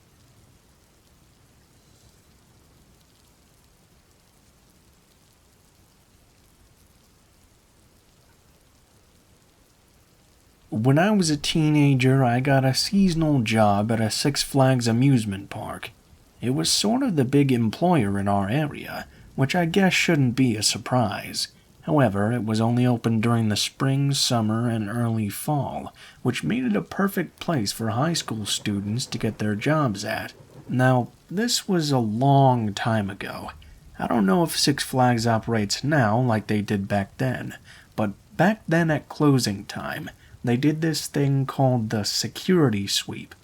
The entire park was basically just a big circle, so to the right of the entrance, the security guard would sweep around the park, basically forcing the customers, or guests as we were supposed to call them, but I think it's rude to charge guests admission, counterclockwise around the park, right back to the entrance. The only reason I bring this up to you is to explain what it was like when I worked there. I just happened to work at this ice cream parlor, which was the absolutely last place in the counterclockwise sweep to be reached by the security and customers. So, because the park also wants to make as much money as they can, we were the absolute last to close as well. After closing, we still had to clean too. Plus, I had a drawer I had to take down to the cash drawer. I was for sure one of the last people to leave the park at night. And unlike others who worked in the store with me, I didn't have a car. I had to walk to the dressing room, change out of the clothes, and then walk all the way out to the back of the park to the bus stop. If you've never been in a big place like Six Flags after close, you probably don't know just how creepy it can be when you're there all by yourself. But at least you know for sure that you're in a huge and relatively safe space. Not only is it really difficult for someone to break into an amusement park, there's security there at all times. Even the employee parking lot was caged in. But for the employees such as myself who took the bus to work, we had to walk through a small back area to a bus stop with only a small bench and light. Very few bus riders worked at night though, because the buses in the area did not run any later than 7 p.m. That probably makes you wonder why I was a closing employee. Well, it was the only hours they would give me. So, when I was done, I would go out and call my stepdad on the telephone. He would usually be sleeping at the time, but he would come and pick me up and take me home before going back to bed. This was a very late night during the summer. I can't remember exactly when it was, but the park was late getting closed that day. Tons of people rushed right into the ice cream parlor at the end. We were busier than we were any other time of day. Once the park closed, they sent me to the money counting station. Then I still had to come back and get everything cleaned up. It was easily 2 o'clock in the morning by the time I finally finished and got changed and got out of the park. I called my stepdad, and he told me that he was on his way. So I began walking out of the employee parking area so I could head over to the bus stop. It was creepy as hell because there was no one in the locker room whilst I was there. And there were also no cars in the parking lot. To be in such a huge area, normally teeming with people, and for it to be so empty and silent, it was unlike anything I can explain. I walked down the sidewalk to the bus stop. It was nothing more than a bench with one of those wind and rain guards on it. It was a dim light in a little cubby or whatever. I sat down on the bench and waited. The park was only about a 15-minute drive away from my house, and that was around the time that it took for my stepdad to get there and pick me up usually. So I waited. The normal amount of time had passed, but my stepdad didn't show up. I didn't think too much about it at first. A few minutes here and there is nothing. I'm going to try and explain how this worked. The bus stop was not down on the regular road. To get to it, you have to turn off the road into the back of the park. The road went slowly up the hill, stopping in a circle, right where the bus stop was. So in plain terms, there was no reason for anyone to be in that area unless they were coming to work at the park. More time passed by, and my stepdad still hadn't shown up yet. He may have been a little late once or twice, but as more and more time kept passing, I started to get worried that he still hadn't shown up yet. This was in the early 1990s, so I didn't have a cell phone. The payphone I used to call him was in the locker room. I wouldn't be able to get back in there, because the door I exited was now locked. I had no avenue to call him and see why he hadn't arrived yet. All I could do was sit there and wait until he showed up. After waiting for a little while, looking down the road absent-mindedly, I noticed something a little bit strange. I could see a figure walking up the sidewalk, slowly towards the bus stop. At first, the figure was something I could barely make out. I mean, it wasn't really a long road, but it was extremely dark. Although I thought it was very weird that someone was out there walking so late, I didn't really put a lot of thought into it. But the more I kept waiting for my stepdad to show up, the more attention I began to pay to the figure now walking towards me. I noticed that it was moving pretty slowly. He was also limping as he walked closer and closer.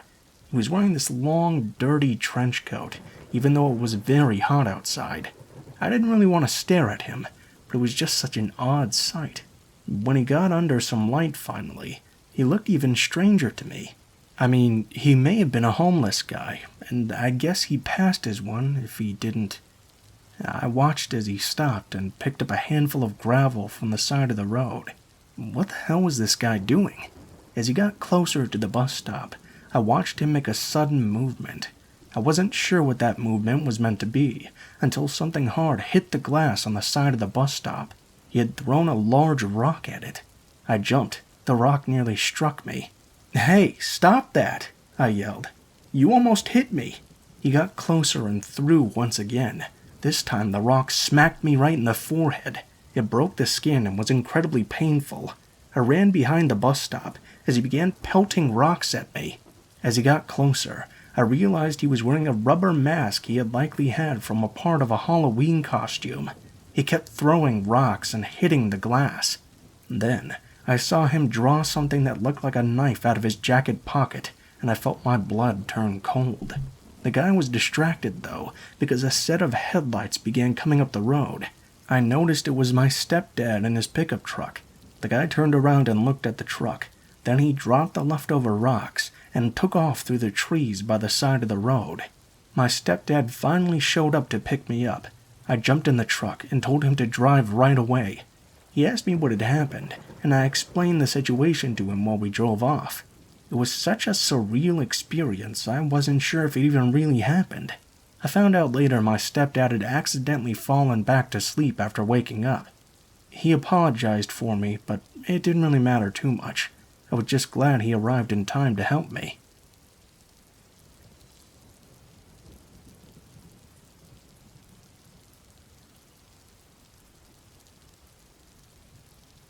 I liked going and visiting my cousin Clay's family when I was younger. He was the same age as me, and many of my relatives lived out in the country, but his family was much different than the others. They were just more enjoyable to be around. They didn't just sit around and talk about the past all the time. They got up and actually did things. Plus, Clay and I liked the same kinds of toys, games, things of that nature. Together, we both had a huge collection of G.I. Joe action figures.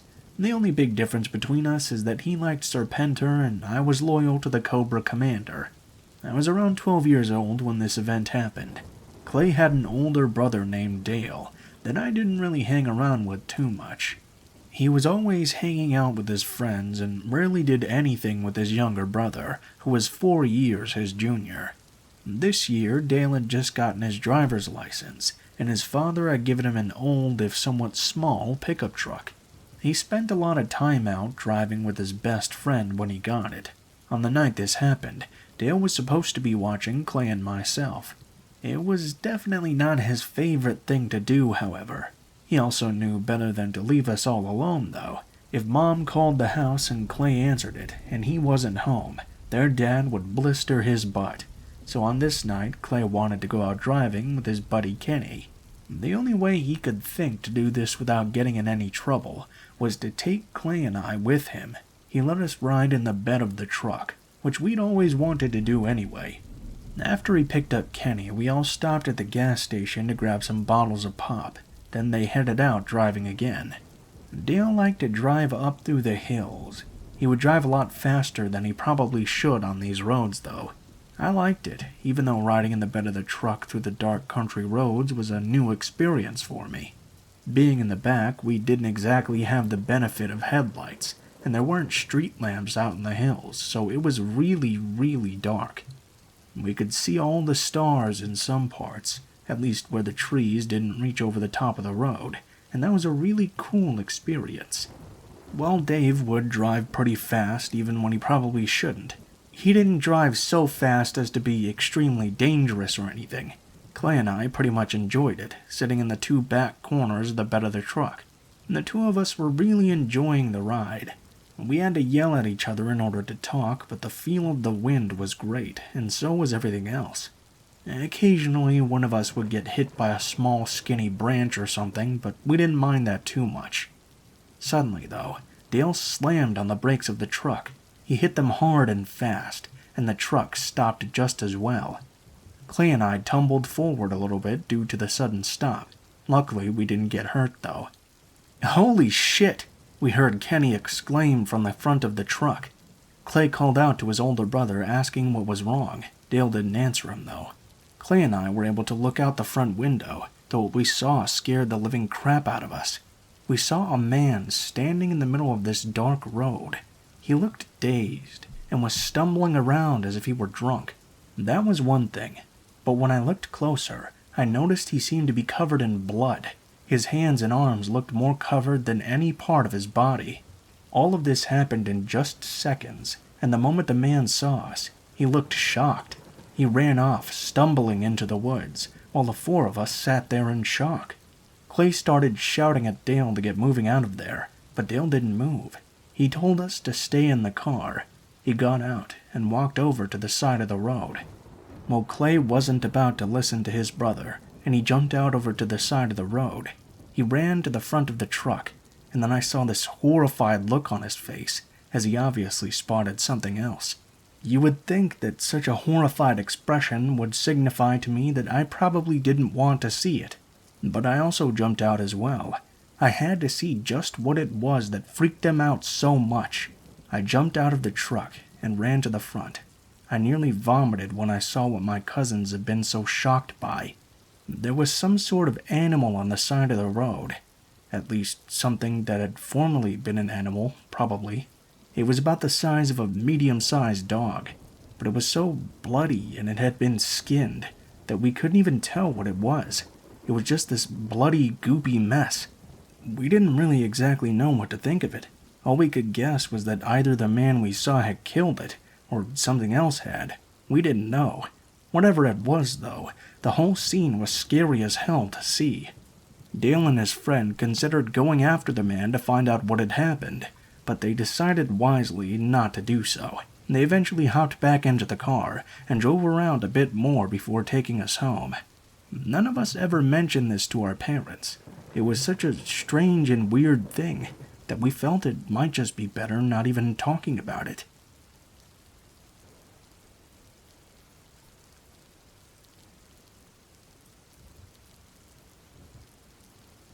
I'll give you a little background on my life growing up. It all leads to this happening. I've had some scary moments in my life, but this was one of the ones that I felt was truly threatening to it. I grew up with one sister and one brother. We moved around quite a lot while we were younger. My family, however, was from the Ohio, Kentucky, and West Virginia tri-state area. We visited them many times in my childhood, but we never really lived there ourselves. I grew up for the first 12 years of my life on military bases, so the country life was not something I was very used to. My parents got divorced when I was 11 years old, and my dad got custody of us. This was something that was actually pretty rare at the time it happened, but my mom had no job, no place to live, and no way at all to provide for us. So, in the end, we ended up with my dad. Well, my dad was a severe alcoholic. It was much worse for him after the divorce, too. Hardly even a single day passed where he didn't drink himself into a stupor. In a short period of time, he had several stays in psychiatric hospitals. I remember one time when he actually gave my older brother my mom's phone number, took his gun, and went off to kill himself. Although he ultimately did not do it, it was a terrifying experience for us kids. He was gone for several hours, and we had no idea at all if he was alive or dead during that entire time. It wasn't until my dad met the lady who would become my stepmother that he began to pull himself out of this hole a little bit. The suicidal stuff stopped for a while, and so did the stays in the psychiatric hospitals. But the drinking didn't stop with them, and there were some really horrible times for us kids once those two got married. My dad, for some reason, was just completely obsessed with living out in the country, so he took a disability leave from the military in order to move out there. If I remember correctly, he was given a 3-year leave, at the end of which he would be evaluated again. If he was deemed fit to serve, he would serve out the rest of his enlistment. I guess that's not really very important to the story, though, but it gets us to where we're going. We moved out to Ohio at that point, and I had my very first taste of living out in the country. I can't say I'd been looking forward to it too much myself, but once we were there and I got to exploring the country, hiking, and finding all sorts of new things, I began to like it a whole lot more. We lived in St. Clairsville, Ohio for around a year. I absolutely hated living there. I was bullied a lot at the school. When summertime came around, it made me appreciate living in the country a whole lot more. We lived way out in the hills, so there was no way I was going to have to see any of the people who bullied me at all. That lasted about a year. As became a pattern for us over the next few, my dad would stop paying his rent and get us kicked out of the house we were in. So in the end, we ended up moving around a whole lot. The reason I keep bringing this up is that his drinking just got worse and worse. He would even on occasion actually let us go hungry as long as he had his beer. Getting drunk was more important to him than anything else. On the night this all happened, we were in Wheeling, West Virginia, visiting my stepmother's family. Of course, my dad was drinking beer with his father-in-law, getting just completely drunk off his ass. When it was time to go home, he was completely wasted. But, as normal with him, he would still be the one to drive home. It was about an hour-and-a-half drive from their house to ours. With my dad so extremely drunk, he would get mean and oftentimes violent. We knew this, and so we didn't dare to challenge him. Not even my stepmom, who was an evil bitch in and of herself, would call him on anything when he was in one of these really drunken moments. Well, my dad was so wasted that he turned off the main road and took a wrong road out into the hills. My older brother, being the only one who might have been able to stand up to him, wasn't really paying attention. I noticed it though, and it bothered me. I was too scared of my father's abusive rage to say anything though. We went driving through these long, winding, hilly areas in the dark, none of it looking familiar in any way. I mean, we were driving up and down hills on gravel roads, going places with tons of trees and stuff, but I could tell it wasn't somewhere we were used to being. I kept wanting to mention it to my dad, but I kept hoping that one of these country roads would happen to intersect with a road that would take us home. I could tell as time went on that everyone knew that my dad had gotten us all lost, but no one dared to say anything yet. It wasn't until he started to become visibly agitated that we realized things might get very bad. Of course, with my dad's brain so heavily intoxicated, it wasn't helping him be able to find a way home. We kept driving down random roads, seeing endless swaths of trees but never finding anything. It was around that time that my younger sister piped up in order to help us figure something out. She was 7 years old at the time, and still at that age where she didn't know what would or would not set our dad off. She asked him something innocent about why he'd taken the wrong road and when we would get home. My dad lost it after that. He pulled the car to the side of the road, told all of us kids and our stepmom to get out. When my stepmother protested, he told her that unless she wanted to get backhanded, she would get out of the car. Not knowing what he would try to do, the four of us obeyed. We all stood by the side of the road. My dad then got out of the car. He always kept a revolver under the seat, and we all noticed that he had the gun in his hand. He forced all three of us kids to stand by the ditch on the side of the road. He then went in a tirade about how if we thought that we could take him in a fight, we should try to do it right then. He babbled on and on about it being our fault we had gotten lost because we hadn't told him he had made a wrong turn. Then, right away also got mad at us, accusing us of thinking that we were better than him, as we knew which way to go. The whole time, in his drunken stupor, he kept waving this gun around.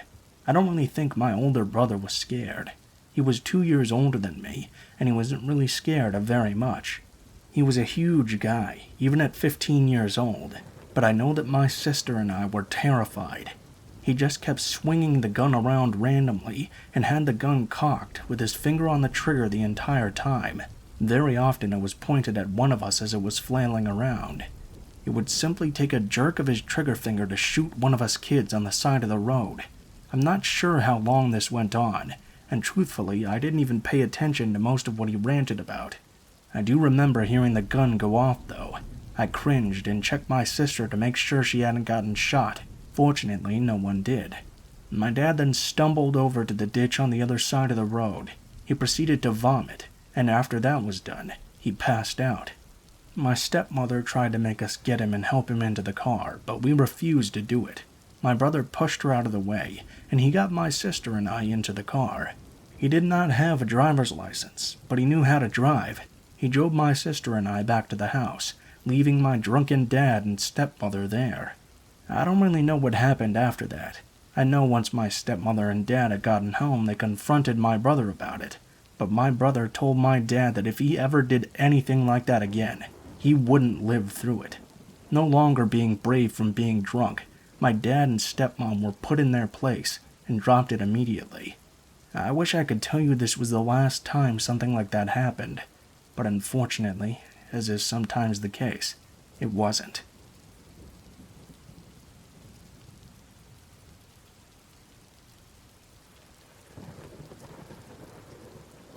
I'll give you a little background on my life growing up. It all leads to this happening. I've had some scary moments in my life, but this was one of the ones that I felt was truly threatening to it. I grew up with one sister and one brother. We moved around quite a lot while we were younger. My family, however, was from the Ohio, Kentucky, and West Virginia tri-state area. We visited them many times in my childhood, but we never really lived there ourselves. I grew up for the first 12 years of my life on military bases, so the country life was not something I was very used to. My parents got divorced when I was 11 years old, and my dad got custody of us.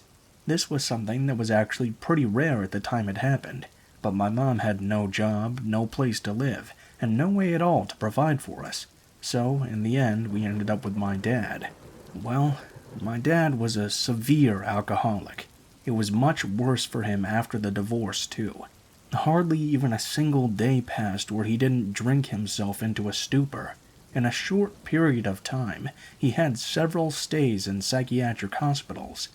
I remember one time when he actually gave my older brother my mom's phone number, took his gun, and went off to kill himself. Although he ultimately did not do it, it was a terrifying experience for us kids. He was gone for several hours, and we had no idea at all if he was alive or dead during that entire time.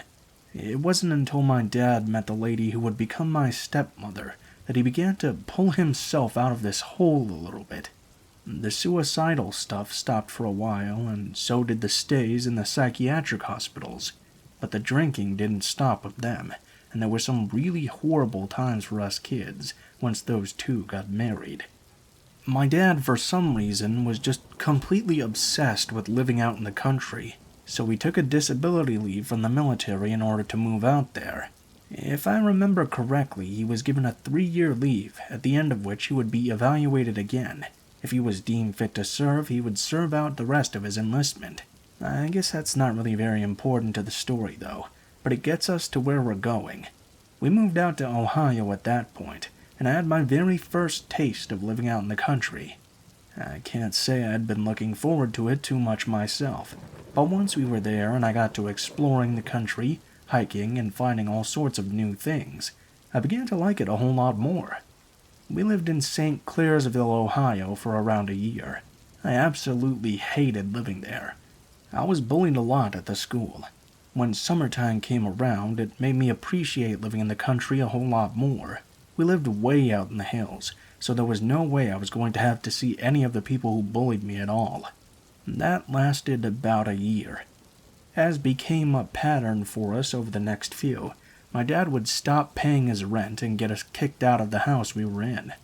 So in the end, we ended up moving around a whole lot. The reason I keep bringing this up is that his drinking just got worse and worse. He would even on occasion actually let us go hungry as long as he had his beer. Getting drunk was more important to him than anything else. On the night this all happened, we were in Wheeling, West Virginia, visiting my stepmother's family. Of course, my dad was drinking beer with his father-in-law, getting just completely drunk off his ass. When it was time to go home, he was completely wasted. But, as normal with him, he would still be the one to drive home. It was about an hour-and-a-half drive from their house to ours. With my dad so extremely drunk, he would get mean and oftentimes violent. We knew this, and so we didn't dare to challenge him. Not even my stepmom, who was an evil bitch in and of herself, would call him on anything when he was in one of these really drunken moments. Well, my dad was so wasted that he turned off the main road and took a wrong road out into the hills.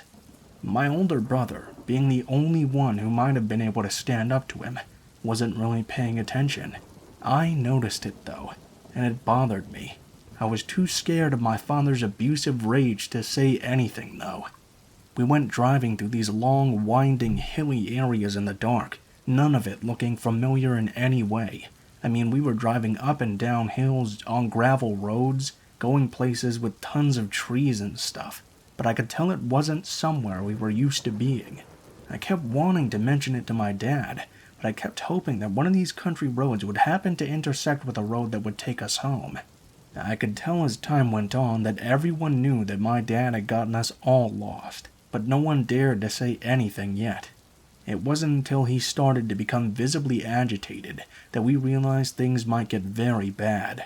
Of course, with my dad's brain so heavily intoxicated, it wasn't helping him be able to find a way home. We kept driving down random roads, seeing endless swaths of trees but never finding anything. It was around that time that my younger sister piped up in order to help us figure something out. She was 7 years old at the time, and still at that age where she didn't know what would or would not set our dad off. She asked him something innocent about why he'd taken the wrong road and when we would get home. My dad lost it after that. He pulled the car to the side of the road, told all of us kids and our stepmom to get out. When my stepmother protested, he told her that unless she wanted to get backhanded, she would get out of the car. Not knowing what he would try to do, the four of us obeyed. We all stood by the side of the road. My dad then got out of the car. He always kept a revolver under the seat, and we all noticed that he had the gun in his hand. He forced all three of us kids to stand by the ditch on the side of the road. He then went on a tirade about how if we thought that we could take him in a fight, we should try to do it right then. He babbled on and on about it being our fault we had gotten lost because we hadn't told him he had made a wrong turn. Then, right away also got mad at us, accusing us of thinking that we were better than him, as we knew which way to go. The whole time, in his drunken stupor, he kept waving this gun around. I don't really think my older brother was scared. He was 2 years older than me, and he wasn't really scared of very much. He was a huge guy, even at 15 years old, but I know that my sister and I were terrified. He just kept swinging the gun around randomly and had the gun cocked with his finger on the trigger the entire time. Very often it was pointed at one of us as it was flailing around. He would simply take a jerk of his trigger finger to shoot one of us kids on the side of the road. I'm not sure how long this went on, and truthfully, I didn't even pay attention to most of what he ranted about. I do remember hearing the gun go off, though. I cringed and checked my sister to make sure she hadn't gotten shot. Fortunately, no one did. My dad then stumbled over to the ditch on the other side of the road. He proceeded to vomit, and after that was done, he passed out. My stepmother tried to make us get him and help him into the car, but we refused to do it. My brother pushed her out of the way, and he got my sister and I into the car. He did not have a driver's license, but he knew how to drive. He drove my sister and I back to the house, leaving my drunken dad and stepmother there. I don't really know what happened after that. I know once my stepmother and dad had gotten home, they confronted my brother about it, but my brother told my dad that if he ever did anything like that again, he wouldn't live through it. No longer being brave from being drunk, my dad and stepmom were put in their place and dropped it immediately. I wish I could tell you this was the last time something like that happened, but unfortunately, as is sometimes the case, it wasn't.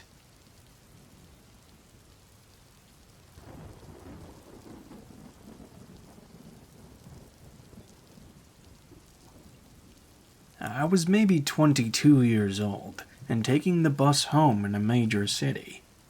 The bus was pretty packed, so I didn't think anything of it when some guy sat down in the empty seat next to me. He had long, kinda greasy black hair, and I could smell alcohol on him as soon as he sat down. He didn't look too much older than me, actually. I had my headphones in and was on my phone, but he immediately started talking to me. Hey, do you have an Instagram?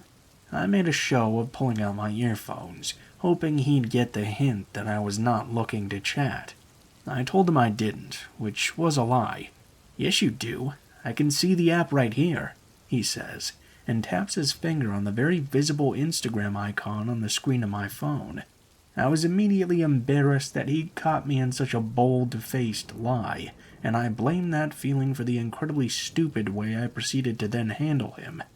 He starts telling me to add him, explaining that he's a famous rapper and skateboarder, and insisting that I'd love his videos. He then tells me that I can look him up by his name, Taylor Swift. You mean like the singer? I asked him. He glares at me and just says, no, not like the singer. Okay then. Getting really freaked out, I tell him that I don't really go on Instagram much, but I'd look into adding him when I got home.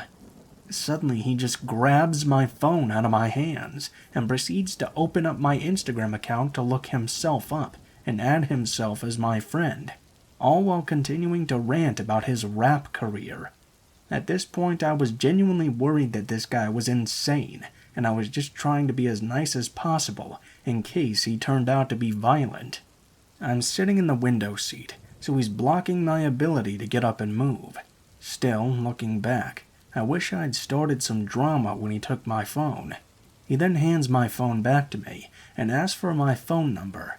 I stupidly, and too intimidated from getting caught in my last lie, decided to give him my real one. I then insisted that the upcoming stop was my own, which it wasn't, and exited the bus. For the next few weeks, this guy calls me and leaves voicemails of his terrible, nonsensical raps. I almost laughed them off, showing the voicemails to some of my friends, and joking about how I met Taylor Swift, the rapper. He also keeps adding me to these weird group texts, in which he asks if anyone wants to meet him where he's at, and then all the replies are from people saying things like, "Dude, I don't even know you, stop adding me to these group texts."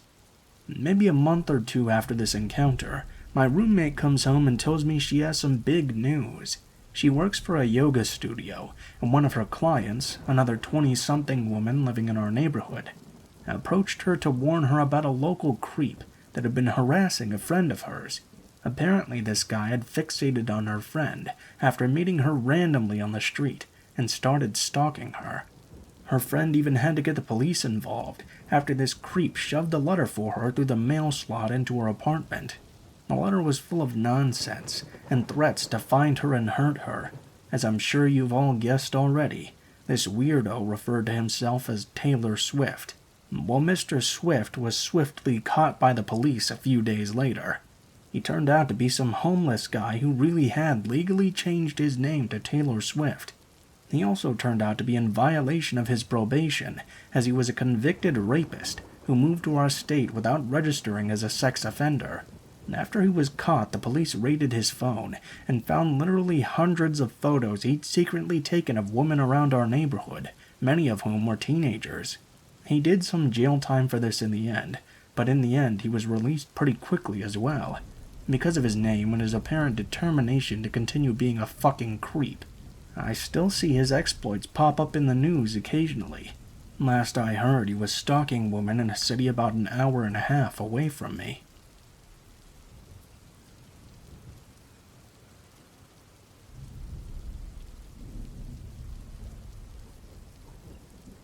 I was maybe 22 years old, and taking the bus home in a major city. The bus was pretty packed, so I didn't think anything of it when some guy sat down in the empty seat next to me. He had long, kinda greasy black hair, and I could smell alcohol on him as soon as he sat down. He didn't look too much older than me, actually. I had my headphones in and was on my phone, but he immediately started talking to me. "Hey, do you have an Instagram?" I made a show of pulling out my earphones, hoping he'd get the hint that I was not looking to chat. I told him I didn't, which was a lie. "Yes, you do. I can see the app right here," he says, and taps his finger on the very visible Instagram icon on the screen of my phone. I was immediately embarrassed that he'd caught me in such a bold-faced lie, and I blamed that feeling for the incredibly stupid way I proceeded to then handle him. He starts telling me to add him, explaining that he's a famous rapper and skateboarder, and insisting that I'd love his videos. He then tells me that I can look him up by his name, Taylor Swift. "You mean like the singer?" I asked him. He glares at me and just says, "No, not like the singer." Okay then. Getting really freaked out, I tell him that I don't really go on Instagram much, but I'd look into adding him when I got home.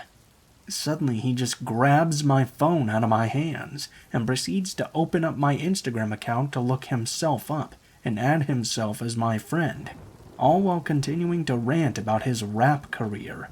At this point I was genuinely worried that this guy was insane, and I was just trying to be as nice as possible in case he turned out to be violent. I'm sitting in the window seat, so he's blocking my ability to get up and move. Still, looking back, I wish I'd started some drama when he took my phone. He then hands my phone back to me and asks for my phone number. I stupidly, and too intimidated from getting caught in my last lie, decided to give him my real one. I then insisted that the upcoming stop was my own, which it wasn't, and exited the bus. For the next few weeks, this guy calls me and leaves voicemails of his terrible, nonsensical raps. I almost laughed them off, showing the voicemails to some of my friends, and joking about how I met Taylor Swift, the rapper. He also keeps adding me to these weird group texts, in which he asks if anyone wants to meet him where he's at, and then all the replies are from people saying things like, "Dude, I don't even know you, stop adding me to these group texts." Maybe a month or two after this encounter, my roommate comes home and tells me she has some big news. She works for a yoga studio, and one of her clients, another 20-something woman living in our neighborhood, approached her to warn her about a local creep that had been harassing a friend of hers. Apparently this guy had fixated on her friend after meeting her randomly on the street and started stalking her. Her friend even had to get the police involved after this creep shoved a letter for her through the mail slot into her apartment. The letter was full of nonsense and threats to find her and hurt her. As I'm sure you've all guessed already, this weirdo referred to himself as Taylor Swift. Well, Mr. Swift was swiftly caught by the police a few days later. He turned out to be some homeless guy who really had legally changed his name to Taylor Swift. He also turned out to be in violation of his probation, as he was a convicted rapist who moved to our state without registering as a sex offender. After he was caught, the police raided his phone and found literally hundreds of photos he'd secretly taken of women around our neighborhood, many of whom were teenagers. He did some jail time for this in the end, but in the end he was released pretty quickly as well, because of his name and his apparent determination to continue being a fucking creep. I still see his exploits pop up in the news occasionally. Last I heard, he was stalking women in a city about an hour and a half away from me.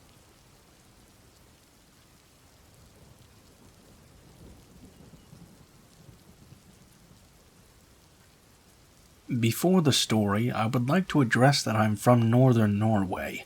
Also, I'm a female. When I was younger, I used to do speed skating, which is a form of ice skating where you practice to become as fast as possible. I had 2 coaches, and they're both pretty old. There are usually competitions at different locations, where you get to compete with someone else. I had been doing ice skating for about a year at the time, and we had been traveling a lot through the northern parts of Norway. We had actually even traveled to Russia as well for a competition. We once traveled to a small peninsula, which was located in the middle of nowhere. This little town contained about 2,000 people and a single hotel. It took about 5 hours to drive to this little town from my hometown. When we finally arrived, we settled into the hotel we had booked. For some reason, they had booked 2 rooms this time, one for them and one for me to be alone. At the time, all the others who used to practice ice skating with me had quit, or were not able or allowed to continue to travel so far. At first, having a hotel room for 2 for myself felt great. I had complete privacy and free time to do whatever I wanted. While I was at competitions and waiting for my turn to compete, I made a friend with a girl who we'll call Mary. Mary was sweet and kind, and she made the weekend I was spending in that town a little bit more fun. We were both the same age. We met later on the same day I'd met her, and hung out at her school where there was an arrangement. I figured it would be a good idea to bring her to the hotel and hang out as well. Honestly, it was a great idea. We watched a movie, ate some snacks, and had a lot of fun. Then at some point, though, was the inevitable time it came for her to leave. It was pretty late, around midnight when she left.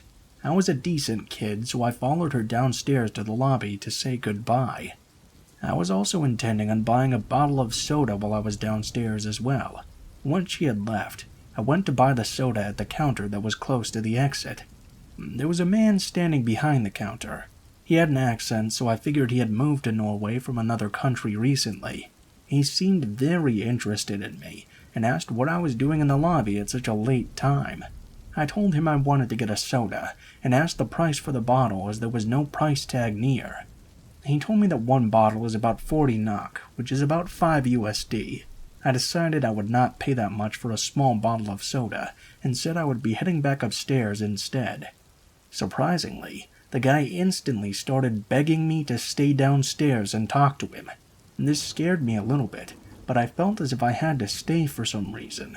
He asked me a lot of questions. He asked what my name is, where I was from, if my parents were here, who I was with. I honestly answered all of these, even though I felt threatened and unsafe. I knew not to trust strangers, but I've always had this thing for being nice to everyone. Eventually, I said I was tired and would go upstairs to catch some sleep. He tried to make me stay longer in the end, but I decided to leave anyway. A few moments later, before I had gone to sleep, I heard someone knocking on my door. I thought to myself that it might as well be one of my coaches who needed something from me, so I went to open it. It was not either of them, though. It was the guy from before. He was holding a lighter, and in a very broken accent, said he was looking for someone who had lost it. I told him it was not mine and immediately shut the door, but he put his foot in between the door and the wall on my side and asked to come in. I was scared as hell and started forcing the door shut. I remember very little about this part, except I can make out that I somehow managed to close the door and lock it. I immediately made a call to my mother, who called my coaches to tell them about the incident. I never saw the man again after that. When we got home, my mother made a call to the hotel manager and complained about the incident. The manager said that he will not charge the guy for what he did, and that he will not face any consequences, even though my mom kept telling him what the guy's intention likely was. I know it sounds ridiculous, but the guy probably still even works there to this day. I'm so confused about that whole incident, and incredibly happy that whatever did happen, I stopped him from getting in and going through with his terrible intentions.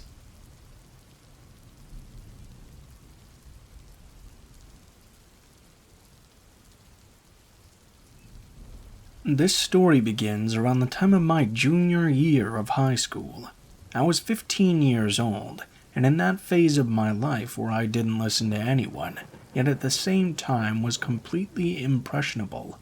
At the beginning of the year, I was sitting in my 6th period chem class, probably zoned out, looking at my phone under the clunky gray lab table, when I heard two people laughing to my right. The way the classroom was set up was a long rectangle, so essentially the teacher wouldn't really be able to hear what was going on in the back. The people laughing were a guy and a girl, Eric and Callie. They were somewhat popular, not the top of the food chain by any means, but someone everyone knew. My younger sister knew Eric. They had a tennis match a month or two earlier. He was really funny, and this is a crucial element to this story. He was definitely the class clown. He was tall, good-looking, and extremely charismatic. I wasn't attracted to him, but I could see why everyone else around was. I think it was at this point in time where I made one of the most regrettable decisions of my life. I decided I wanted to become friends with Eric. You see, Eric was in my 2nd, 5th, and 6th periods. The next morning, I poked him in the back in Spanish class. "Hey," I said, "I heard my sister kicked your ass in tennis." He turned around with a big goofy smile, his friends all looking at me. "Who's your sister?" His voice had a specific cadence to it. "Karen," I replied. I don't remember the rest of this encounter, but I'm pretty sure he denied losing the tennis match. I think the conversation ended shortly thereafter, and my day continued until I saw him in math class. Algebra 2 was one of those classes where the teacher would lecture for a while, give us homework, and then let us have the rest of the period to work on it so we wouldn't have to do it when we actually got home. I was looking at my paper, probably confused, when I heard a familiar voice. "Hey, girl." I looked up and saw Eric crouched to my desk on the floor. "What's up?" He started asking me about tennis, and once I said that I played, a huge smile spread across his face. I think this is when he latched on to me. He asked for my phone number, and I gave it to him. That day, in our next period, he introduced me to Callie. She was older and really intimidating. I had never met anyone like her, and I was beginning to get excited at the prospect of such new and interesting friends. That night, he kept texting me non-stop. He would ask me questions and then just reply, "Ha ha ha ha ha," to everything I said. I thought it was weird, but that was just his humor. After this day, he didn't leave my side. We spent most of the school day together, and then would be in constant contact after school as well. This was 2011, so we were mostly on Facebook or doing group phone calls with Callie and 2 other friends of mine who I had brought into the group, Sasha and Natalie. There were lots of red flags. Eric wanted me to hold hands with him at school and told everyone he'd taken my virginity. For some inexplicable reason, this wasn't something I got too mad about. I just thought it was weird. He would say these things like, "Your virginity belongs to me." I assumed it was part of his jokes. I always assumed Eric wasn't attracted to girls, because he said he wasn't. Although he would have sex with them and tell everyone, making fun of them. We would walk down the hallway after 5th period, and he would stop for a group of freshman girls waiting for him to give them each a peck on the lips. One time we were walking to the bus, and there was a girl about 10 feet in front of us. She was cheating on her boyfriend, which I whispered to him, pointing her out. Yes, it was childish, but keep in mind this was high school and I was 15. He proceeded to run toward her, stop her, only to point at me and tell her what I had said. She came over and yelled at me, and he watched the whole time laughing.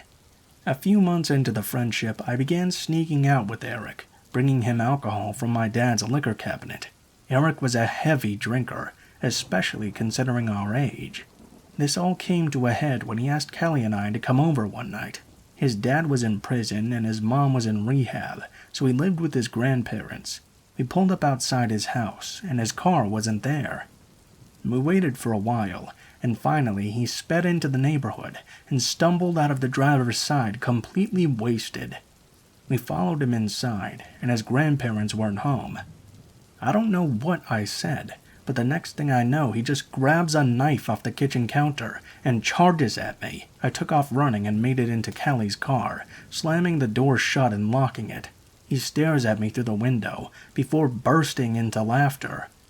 My heart was racing, and my blood ran cold. Callie got into the car and we left. I don't know why I stuck around. It was like an abusive relationship almost. He told me he was the only guy who would ever find me attractive, but somehow it would turn into a joke, and I would just let it go. I believe the breaking point was when I heard about the baby squirrel. He found a live baby squirrel after school and brought it home. His grandparents said they didn't want it in the house, so he walked outside and tossed it into the retention pond before walking back in. I wasn't there for that, but hearing about it disgusted me. In algebra a few days later, he knocked my pen off my desk and called me a bitch.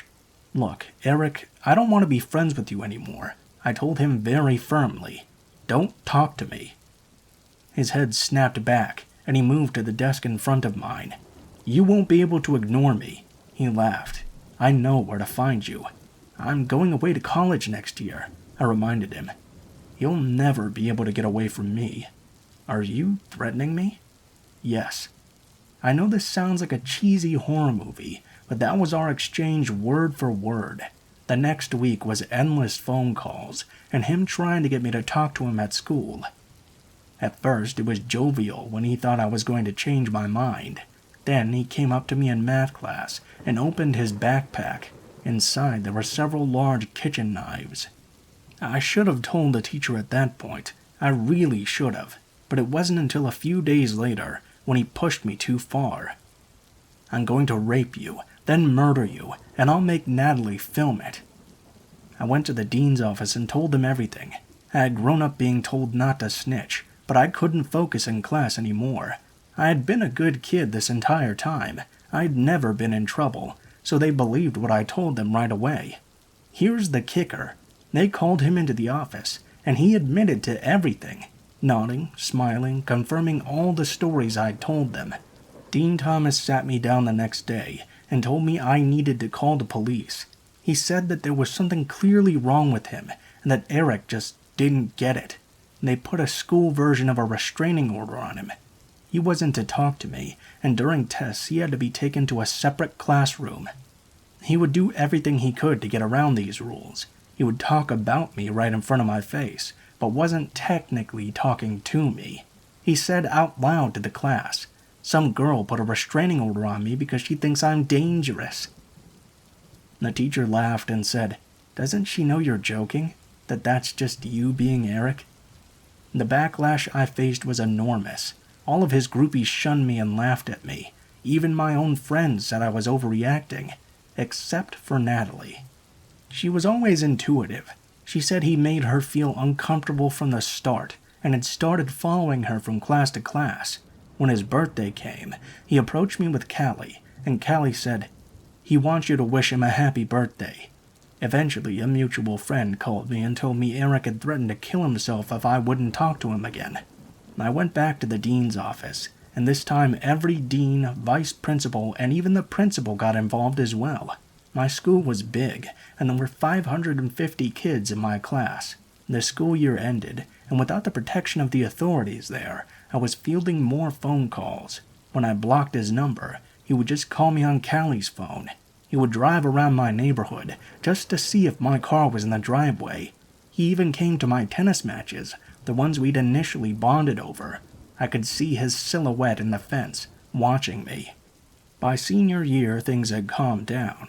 His attention was finally elsewhere, and I had picked my classes specifically with the dean to ensure we weren't in any together. He was still watching, though. I would be walking down the hallway with someone he didn't know, and all of a sudden he would be walking with us, next to my unassuming friend. "Hi, I'm Eric. Nice to meet you." He told my friends he had decided to wait for me because we were soulmates, and I'd come around eventually. I graduated high school and moved out of town. I told my new college friends that if something ever happened to me, he was the one who did it. And that's all. There's no conclusion, really, except he always knows when I come into town. I don't know how because I have him blocked on everything. I suspect he still checks my house. He's been arrested since on drug charges and a few DUIs. I'm looking at his mugshots as I write this to remember those dead eyes. Sometimes I wonder if I really did overreact. Maybe this was all just some sick joke.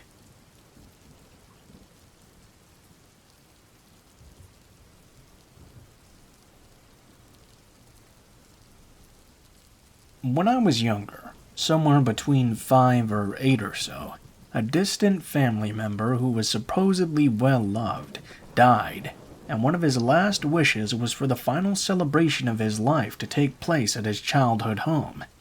His son DJ decided to respect these wishes and contacted the current owner of the house to ask if a small gathering could be hosted on the premises, and almost entirely outside.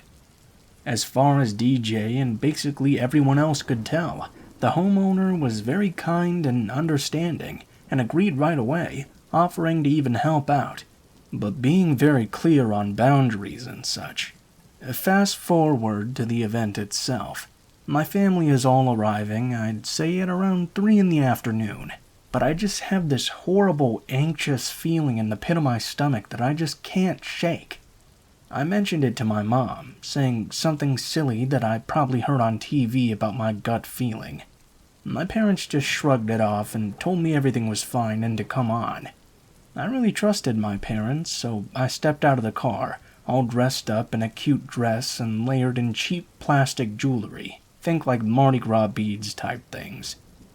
I had proudly chosen it all myself to appear formal for this quite serious occasion. My mom, my dad, and I all walked toward the backyard, aiming toward the right-hand side of the house, as the inside was off-limits, due to it being private property, when a man suddenly busts out the front door wielding a baseball bat. This was not just a normal baseball bat intended to occupy the children.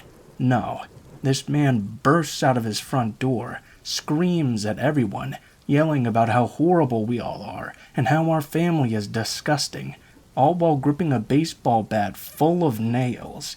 Immediately I panicked, and my fight or flight, in this case flight, kicked in. I made a beeline to our old blue car that I had only just gotten dragged out of by my dad. I jumped in and slammed the door behind me, panicking with tear-blurred vision and an incredibly upset stomach. When I looked out the window, I saw the man. The crazy man who had made the quick decision to target the elementary-aged little girl as he took a full swing at the car and hit the area above the back tire, creating a loud ringing and making a huge dent. My dad took what felt like 5 hours, but in reality was probably around 10 seconds, to push the man away and jump in, followed by my mom closely behind. We sped away from the house and back home, not mentioning a thing except for how proud of me they were for running, and that they'll listen to me if I ever have that horrible gut feeling that something is wrong again. Though the entire way, both my mom and dad kept shooting quick glances behind the car and whispering something to one another. My family never discussed this event with me around again, but when I asked my mom what happened years later, she explained that the man decided to do a Google search on DJ and found his estranged criminal brother's records on Google. He decided that this was all the evidence he needed to attack us during a wake with a nailed baseball bat.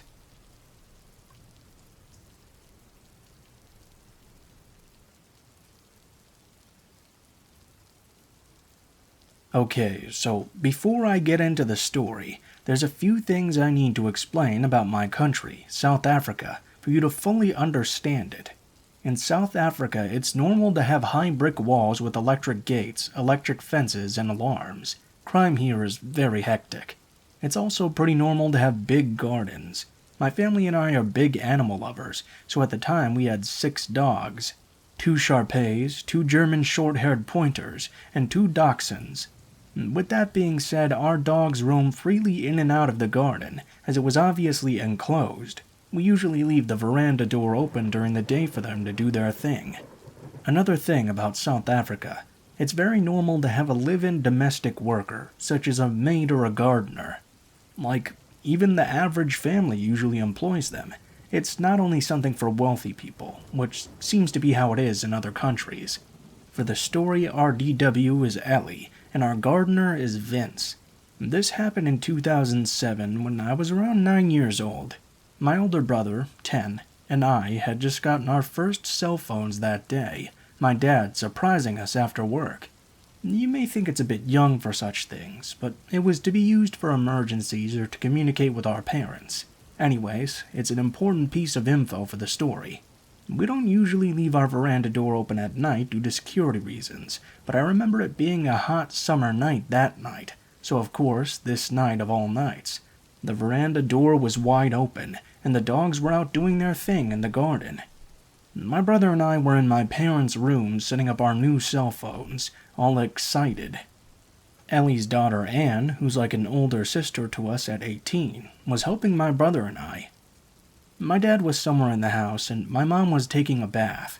I specifically remember Anne having a comment about how the dogs would just not shut up, and how annoying it was. And that's when I noticed it too. Sure, they'd bark, but it was usually the dachshunds that yapped, when the bigger dogs just chilled around. Plus, it would only happen for a few minutes at a time, then they'd get over it. Something was different that night, though, as even the bigger dogs were barking non-stop. My dad appeared in his room, and mentioned to us that he too had noticed the dog's incessant barking, and he was going to check if everything was okay.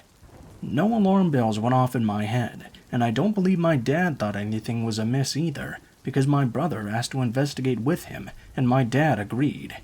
I was obviously too engrossed in my new Sony Ericsson.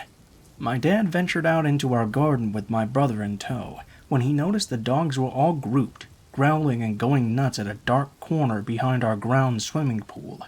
The best way I can describe it is, our garden beyond our pool hits a slight decline, so we have a few steps leading down the hill to the bottom end of our garden. We usually have a lamp that lights that part up, but my dad had noticed how that lamp seemed to mysteriously be off. This confused him, because he was sure it was working the other night. Either way, my dad said he got this gut-wrenching feeling because of this, and because of how out of character the dogs were acting. He called out to them. Usually they'd come running, but tonight they all just seemed to stare at him, then turn around and go back to going crazy at this dark corner down the steps. My dad told my brother to go back inside the house and get a torch, obviously sort of using it as an excuse for my brother to not come with him because of this off feeling.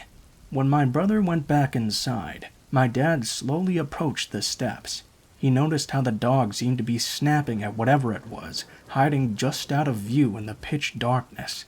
As he got to the steps, he noticed the lamp was smashed. Confused, he inched towards them, and as he put 2 and 2 together, it was already too late. My dad, being an ex-vet and avid hunter, felt something cold against his temple and immediately knew it was a gun. Out of the darkness stepped 4 other men in baklavas, all armed. Shocked, he stood frozen on the steps. The man holding the gun to his head was instantly aggressive and asked him where my brother was, that he had seen my dad come out with my brother, but my brother had gone back inside the house. Why was that? My dad said something came over him, and before he knew what he was responding with, said, "He's gone inside to press the panic button." As he said it, he saw how all these men started to panic. They started speaking in an African language called Zulu, assuming my dad couldn't understand. It's not exactly common for white people to speak it. My dad, though, had actually grown up on a farm where he learned it fluidly because of the farm workers. The aggressive guy holding the gun said, "Shit, the cops will be here any minute. Let's just kill this fucker and grab what we can and go."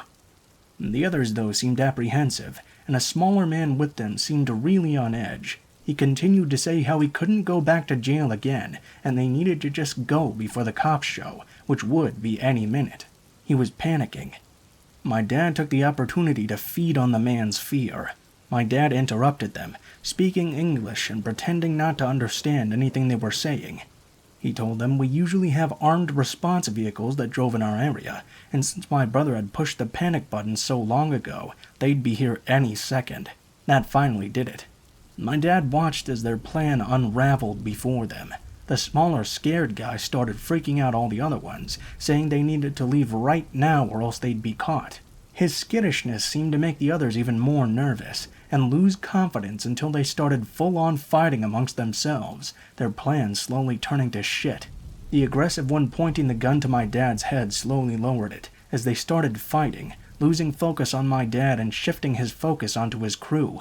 My dad used this opportunity to slowly back up the steps, and turned to dart toward the house. As luck would have it, as my dad ran to the veranda door, my oblivious brother was heading out with a torch. My dad scooped him up under his arm, mid-run, and sprinted into the house, not even closing the door behind him.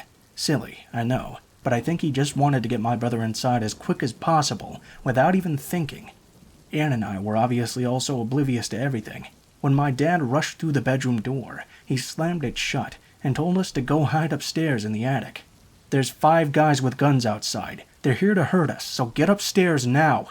I remember my body automatically responding, and me sprinting to the stairs with Anne close behind.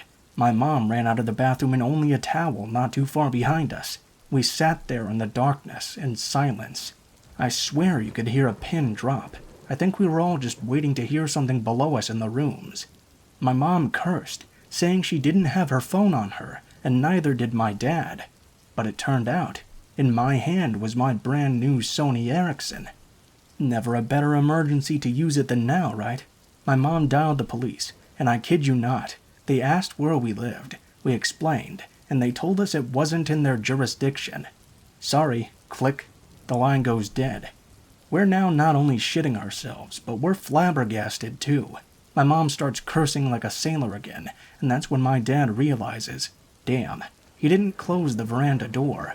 What about Ellie and Vince, who were in their rooms blissfully unaware of the danger they were in? He grabbed his firearm in the safe in the attic, and told us whatever we heard to not come downstairs, to stay hidden no matter what. Now I'm sobbing, begging my dad not to leave us, but he tells us he has to go get them before something bad happens to them. Now there's even more tears, as reality hits that there's 2 other people still in danger. Anne's understandably in hysterics, because she's also fearing for her mom downstairs. Father disappears, and the air is thick with tension.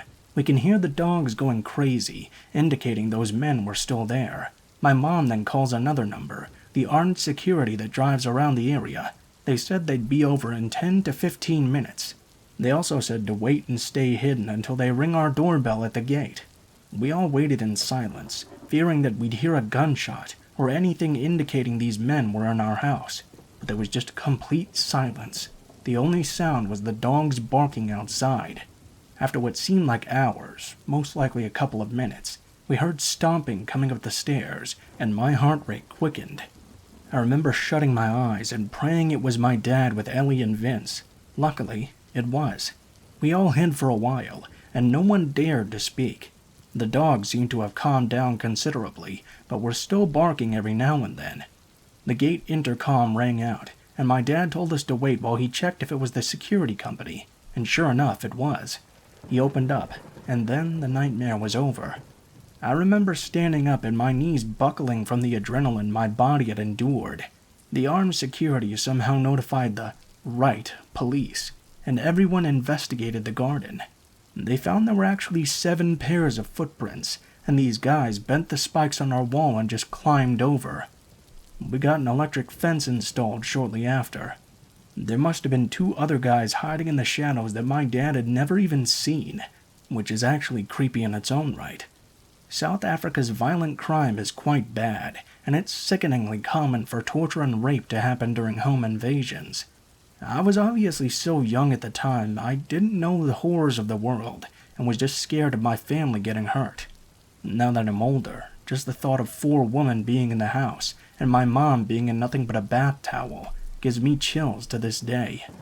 The cops said the fact that there were so many guys instead of just 1 to 3 indicates that they possibly had sinister intentions.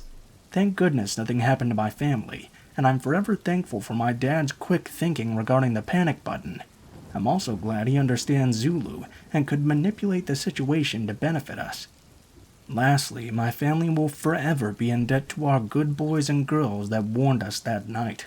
A terrifying and life-changing outcome would have 100% happened had it not been for our incredible doggos. From that day onwards, my dad always gave them leftover rice or meat with their dinner.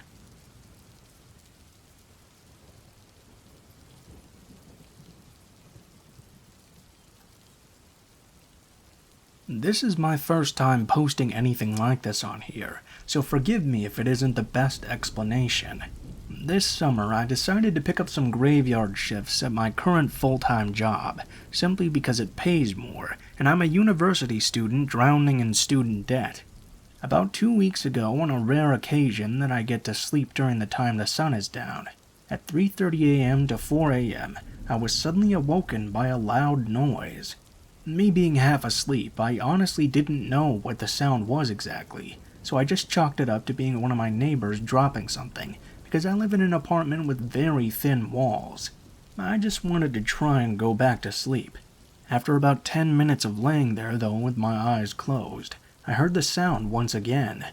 This time, though, I was pretty much awake, so I recognized what the sound was immediately. Someone was knocking on my window.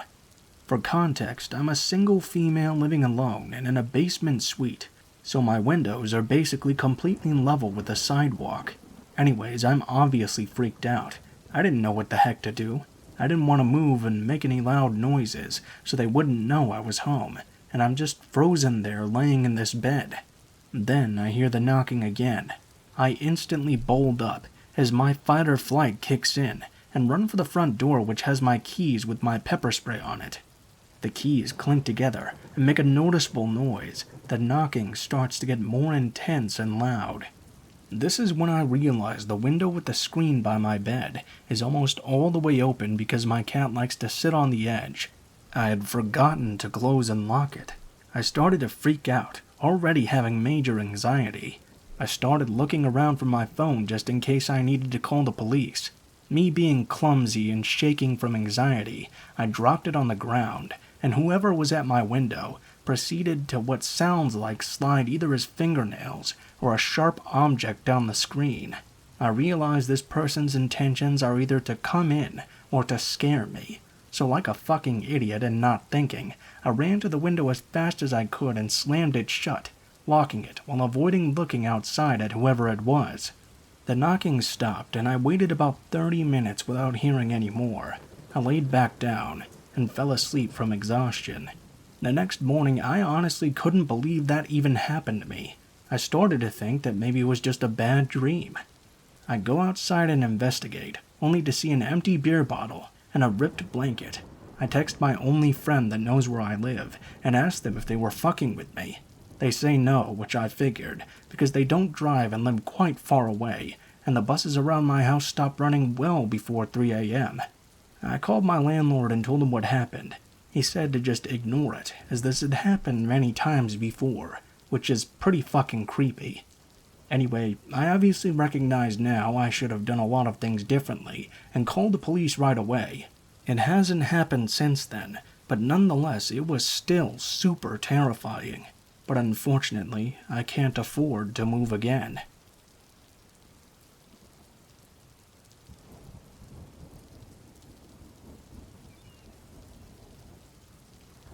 I've posted in this subreddit before about an encounter I had as a child, and realized I have more stories from my past that would fit well here. This is a pretty long story, but I hope it can still be engaging. This happened in the late 2000s, when I was around 12 years old.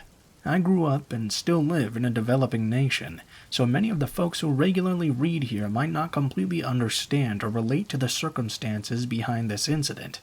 I'll try my best, though, to give a necessary background. I was never given permission by my parents to stay out after 7 p.m. for any reason, regardless of the requirement. A movie that ends at 6:30 p.m. and I was dropped home by my friend's parents? No way. Studying at my neighbor's house past 7 p.m.? No go. I was naturally very excited when I got permission to go watch a late-night movie with all my cousins and stay the night at my grandmother's place. We were 6 of us together, 5 males and 1 female cousin. I was the youngest, and the rest were all adults around their mid-20s. The movie finished at 2 a.m., and we were asked to go straight from the movie theater to home, which was nearby. I was more excited to see the city late at night more than watching the new movie that was a big hit. We all went in 3 motorcycles to the theater, and decided that once the movie was over, we would go to a cafe that was open 24/7 to have some ice cream. This was the only place that was still open, and was relatively far away from my grandparents' house. I can't tell you how excited all of us were, because this was a new place that opened up in my city, and it was extremely popular. My friends always used to brag about how many times they visited the place, and how beautiful the view of the city lake is in the middle of the night. Once the movie was over, we come outside. Except for the crowd from the theater, the roads were completely deserted, not a single soul in sight. Only the streetlights lit up the road filled with potholes, and nothing, not even the medical stores, were open. My female cousin had extremely strict parents, so she declined to come with us. She said she had to be home because her parents were up waiting for her to get back. We of course tried to convince her to come with us. There were 6 of us, after all, but to no end. She was adamant that she had to be home, and we eventually decided it was best to just let her go on her way. We were now 4 of us, on 2 motorcycles, and started riding toward the cafe. I was the pillion with my brother riding, and I noticed that a motorcycle was following us. It was easy to notice, as they were the only other people on the road. I told my brother immediately, and he said they were probably just going to the same place, and to just ignore it. A little further, though, another motorcycle asked my cousin to stop, and pretended to ask for directions. They stopped, innocently thinking these guys were lost, and started to give them those directions. While we were starting to talk to those guys asking for them, though, 2 more motorcycles suddenly showed up and surrounded us, somehow 8 of them appearing. At this point, we realized this was an ambush, but it was already too late. One of the guys pushed my cousin from the motorcycle onto the ground and started hitting him. The rest of us were trying to defend him. Once the fighting stopped, one of the cousins was bleeding all over already. They then asked us to call our female cousin and tell her to come back. They had been following us all the way from the theater. They said, "Tell her you just need to talk to her. Ask her to come back, because we need to see her." At first, we tried to pretend we had no woman with us. We didn't know what he was talking about. He told us he'd kill all of us if we don't ask her to come meet us. The roads were abandoned, and the occasional car that goes on the road just passed by without slowing down, most likely the people in the car afraid of getting involved. Meanwhile, these guys were clearly having a lot of fun, laughing while they punched and kicked us. With no help in sight, one of my cousins punches one of the guys and yells, "Run!" Instinctively, we all take off in different directions, abandoning our motorcycles right on the street. They started chasing after us, on foot at first. We managed to gain some distance on them though, so they went back and hopped on their motorcycles, chasing us through the streets. I didn't have a mobile phone with me, and I was unfamiliar with the area. I ran randomly, looking for a good hiding place. I jumped a wall into a random person's house while motorcycles drove by on the road looking for us. I didn't know where the rest of my cousins were, especially the one who was beaten badly and bleeding. The house I jumped into was home to a huge dog who started barking at me, waking up the owners. Obviously, they assumed I was there to rob them, but having one look at the scared 12-year-old boy in tears and clearly shaken, they asked me right away what had happened. I explained everything, and I told them I had no idea where my brothers and cousins were. They gave me a phone and I called the police, who said they would dispatch a patrol car, and we could expect it in 2 hours. I had all my brothers' numbers memorized, but I didn't want to call them, as I was afraid they might be hiding, and the ringing cell phone might give them away. I thanked the kind couple who offered to host me until the morning, but I had to get to my grandmother's place and find out if my cousins had made it back okay. I sneaked through all of the streets and finally found my way there. 2 of my cousins had made it back safely, but my brother was still out there. Finally, after a while, he calls us and tells us that he's still hiding and will come back once the sun comes out and there's a general crowd outside. All the way until dawn, the motorcycles kept passing by our house, and we were afraid one of them had followed us home. At dawn, my brother got back, and I was the only one uninjured. One of my cousins got stitches on his face, another one broke his ribs, and my brother had a serious hairline fracture. We all ran through the night, and suddenly all the strict imposition by our parents started to make sense to us. My brother called the cops too, but no one ever showed up. There was no support from anyone. I can't even imagine what would have happened if my female cousin was with us. We never got a call back from the cops to ask if we were fine either. I can't begin to imagine what would have happened if they had caught us. Needless to say, we never went out anywhere at night for a long time after.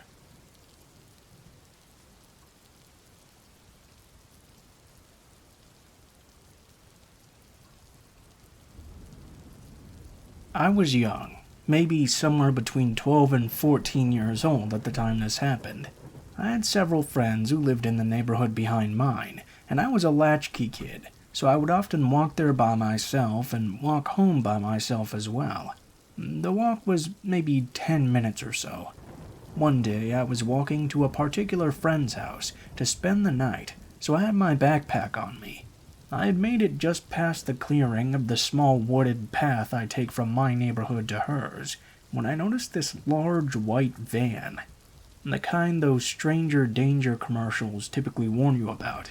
When I walked by, I noticed 2 men were driving, and something about their faces made the hairs on the back of my neck stand straight up.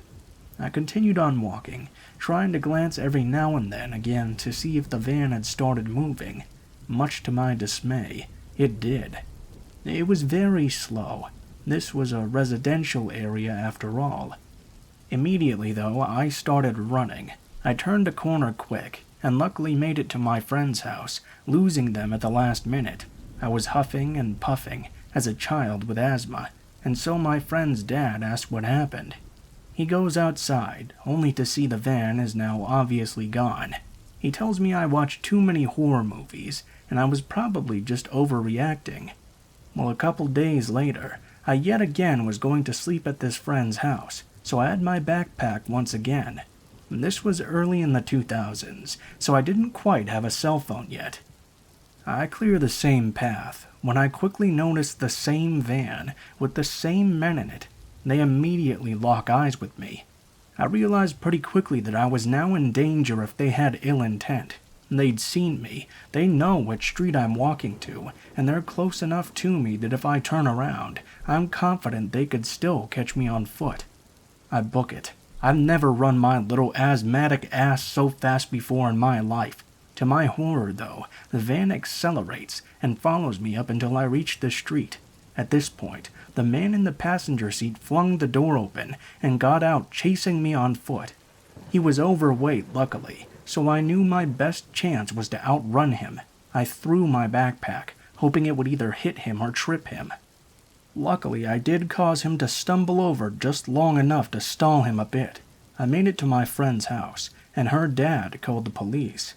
They retrieved my backpack, but the men were long gone, and unfortunately I didn't catch the license plate in all the chaos. I didn't see them or hear anything about it again until a few weeks later when we received a letter in the mail from the town police department alerting my parents that one of the registered sex offenders who had moved in years ago was arrested again for attempting to kidnap another child on the same street. Turns out he was the one driving. The second guy was a new accomplice he'd found. They attached a photo of both men with the letter, and even their eyes on the paper made my blood run cold.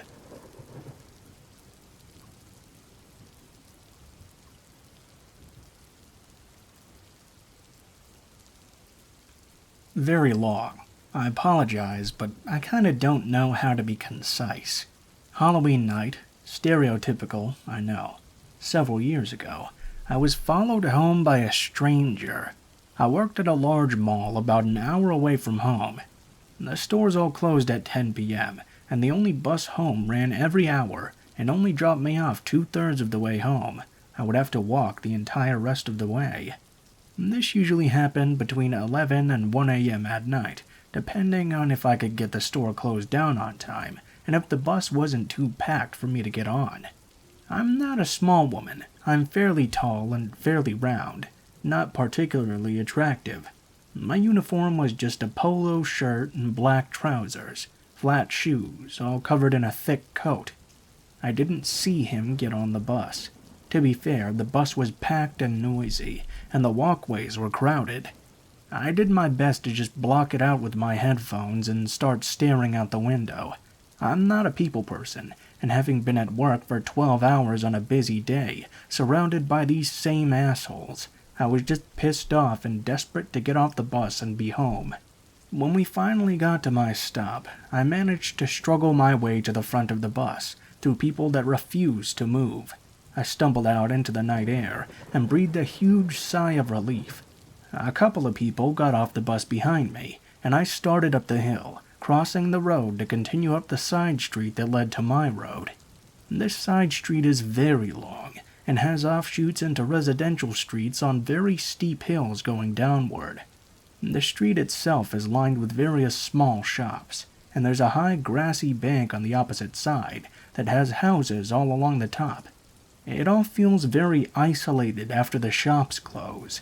Very few people ever get off at my bus stop this time of night, and even fewer still head in the same direction. Those that do cut off and go down one of these hills long before I get to the hill that leads up to my building. Now, the street isn't very well lit. The street lamps are few and far between. Several of them are only motion activated, so they don't even turn on until you're right underneath them. I've walked home in the dark this way nearly 1,000 times, and I've walked to work this way at 3 or 4 in the morning 1,000 times too, for a different job albeit. Whilst I always enjoy the cool night air, am not afraid of the dark, and love how bright the stars are where I live, I don't loiter. I walk fast so I can get home and shower ASAP. This night, though, I noticed someone walking behind me. I usually do when it happens because, like I stated above, very few people walk this way at this time of night. I was aware of him and waiting for him to turn down one of the side streets. He didn't. It felt a little bit weird, but I guess I'm not the only person that lives in the area, so maybe he wasn't just a regularly walking person at this time of night, so I just never seen him before. I get to the medical surgery and car park at the bottom of my hill, and cut across it same as always. At this point, I know if he also heads up my hill, I need to start getting a little bit more worried. This hill goes alongside the surgery, and then there are high walls on my side of the street that block off the flats on the other side from my road.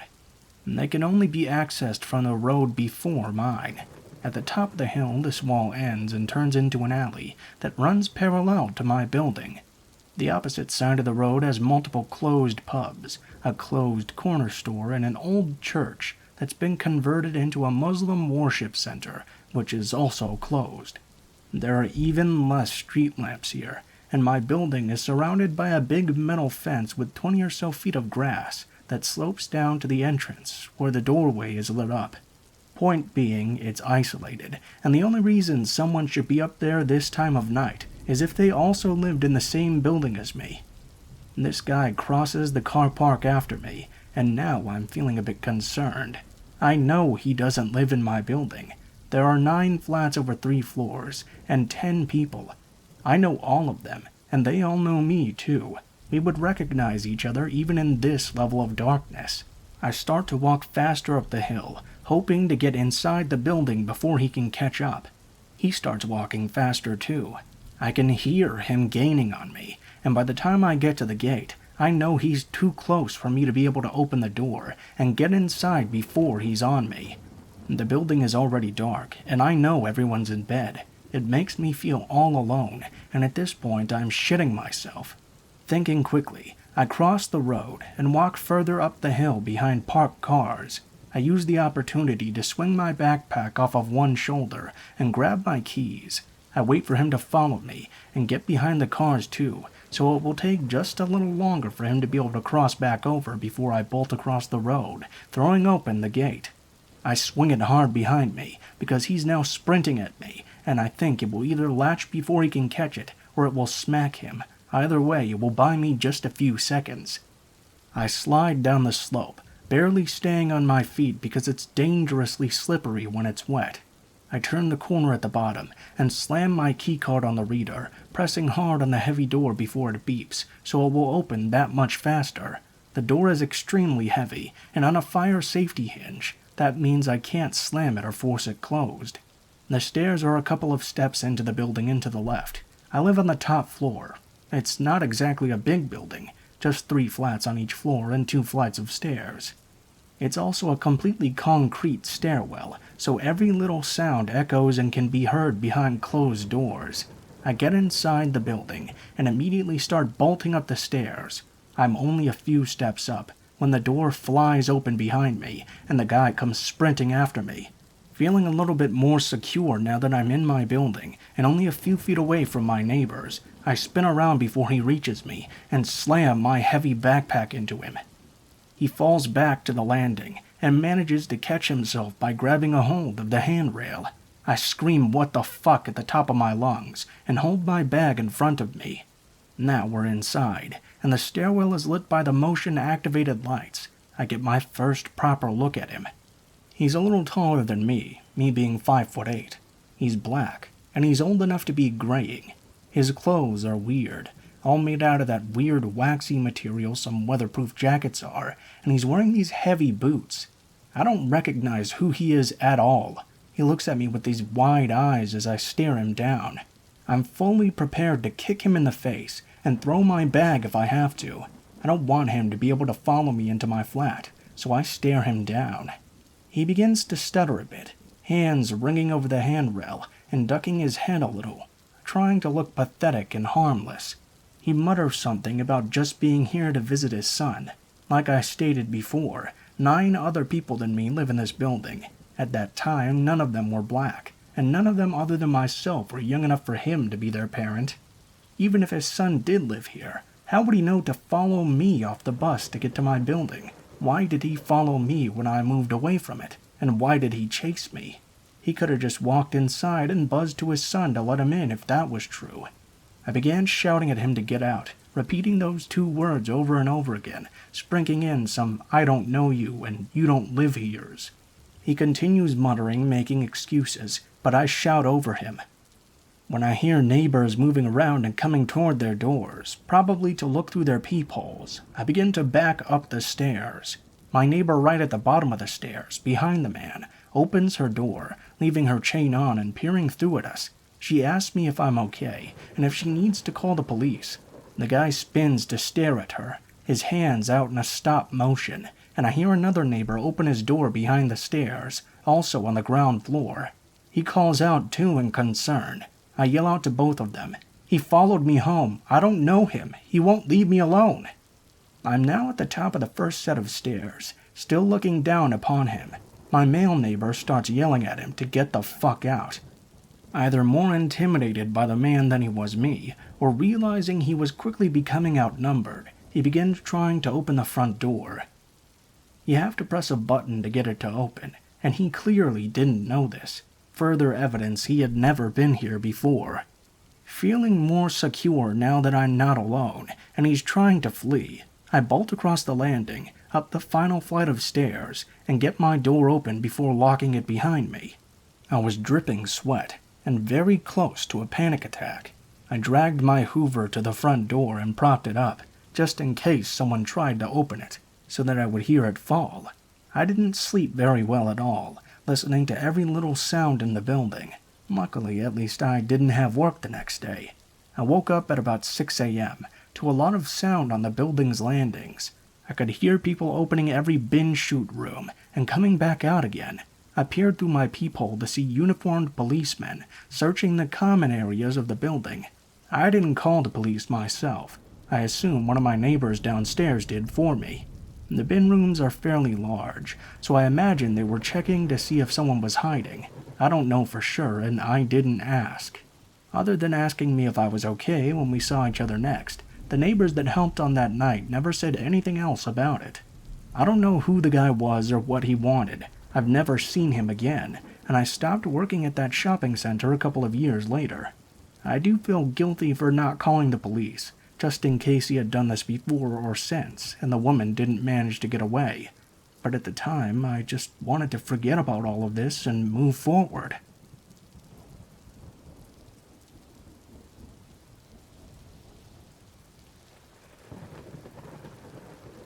This happened when I was in high school, a very long time ago. My mom just recently found the paperwork about it when she cleaned out her office upon retiring from the police department. I remember being very upset and scared when it happened, but reading the details as an adult, it sounded even worse than I remembered. I was 17 and female, working in a flower and gift shop. It's nighttime and a man comes in. Short, overweight, balding, 40s, very creepy. He tells me about how he needs an apology gift for his girlfriend, so I offer a bouquet, obviously. It's a flower shop after all. He then says she doesn't like flowers because they die. This was the first weird thing as he came into a flower shop. Then he goes into detail about how he hit her and asked me if I think he was right to do so. This was a long time ago, so I don't remember exactly what I said, but it was something along the lines of, not if you wanted to continue being your girlfriend. He then tells me what a great job I'm doing and asks when I get off work. I dodge answering, and he leaves without a problem soon after. Nothing after that for 6 months. Then right before Valentine's Day, he walks in the door 1 minute before close. It was dark, and from the outside it looked like I was working alone, as my coworker, who was about 40, was in the bathroom. Instinctively, it felt like a predator had just entered the room. You know when something isn't right, and everything about this guy felt not right. I then notice he has a tarnished silver revolver tucked into the front of his windbreaker, which is halfway unzipped. It was obvious he wanted it to be seen. I quickly scribbled a note to my coworker that said, "He has a gun," and handed it to her when she came out of the bathroom. She calmly walked to the phone and looked at me, wordlessly asking if she should call the cops. I shook my head no, as I felt like it might escalate the situation beyond control. God forbid he heard the police coming and took us hostage or something. I was just going to try and act as calm and normal as I could, and hopefully not tip the situation into something more dangerous. The man spends 15 minutes wandering around what was a fairly small shop. In retrospect, he probably was waiting to see if my coworker would leave, as it was now well past closing. Finally, he places an order for pickup on Valentine's Day, which gives me his name and info for the police report I'm sure as hell about to file. He buys a card and pulls out a wad of $100 bills, which he slowly thumbs through, as if looking for the right one for which to pay for his $40 order. I ask him if he wants a bag, as it would be very inconspicuous if he just showed up at home with a Valentine's card. He replies, "No, I don't feel like being inconspicuous tonight," which seemed like an obvious reference to the gun hanging out of his coat. He leaves, and we quickly lock the door and watch him sit in his truck outside. We were not about to exit the shop until he was long gone. Finally, though, he pulls out of his parking spot, only to move to another spot slightly further away and continue to just sit there staring. I don't know how long we waited for him to leave, but eventually he finally did. I called my mom crying. She called the police, who came to the shop the next day to take a report. I told my best friend at the time what happened. She told her mother. Her mother happened to work with the man and informed security at her job. She said he was always very weird, creepy, and liked to talk about weapons a lot. Security at his job, it's a large company with government contracts and things having to do with tech and security, pulled him into the office and questioned him about it. He claimed it was a glove in his pocket, not a revolver. The police were pissed that his company made contact about him with it before they did, and he successfully dodged the cops' multiple calls and visits to his apartment. My mom, much to my teen fury at the time, made me quit my job, which was devastating, as I loved it there.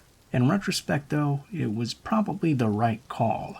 Dude came in on Valentine's Day and picked up his order, and I never saw him again after.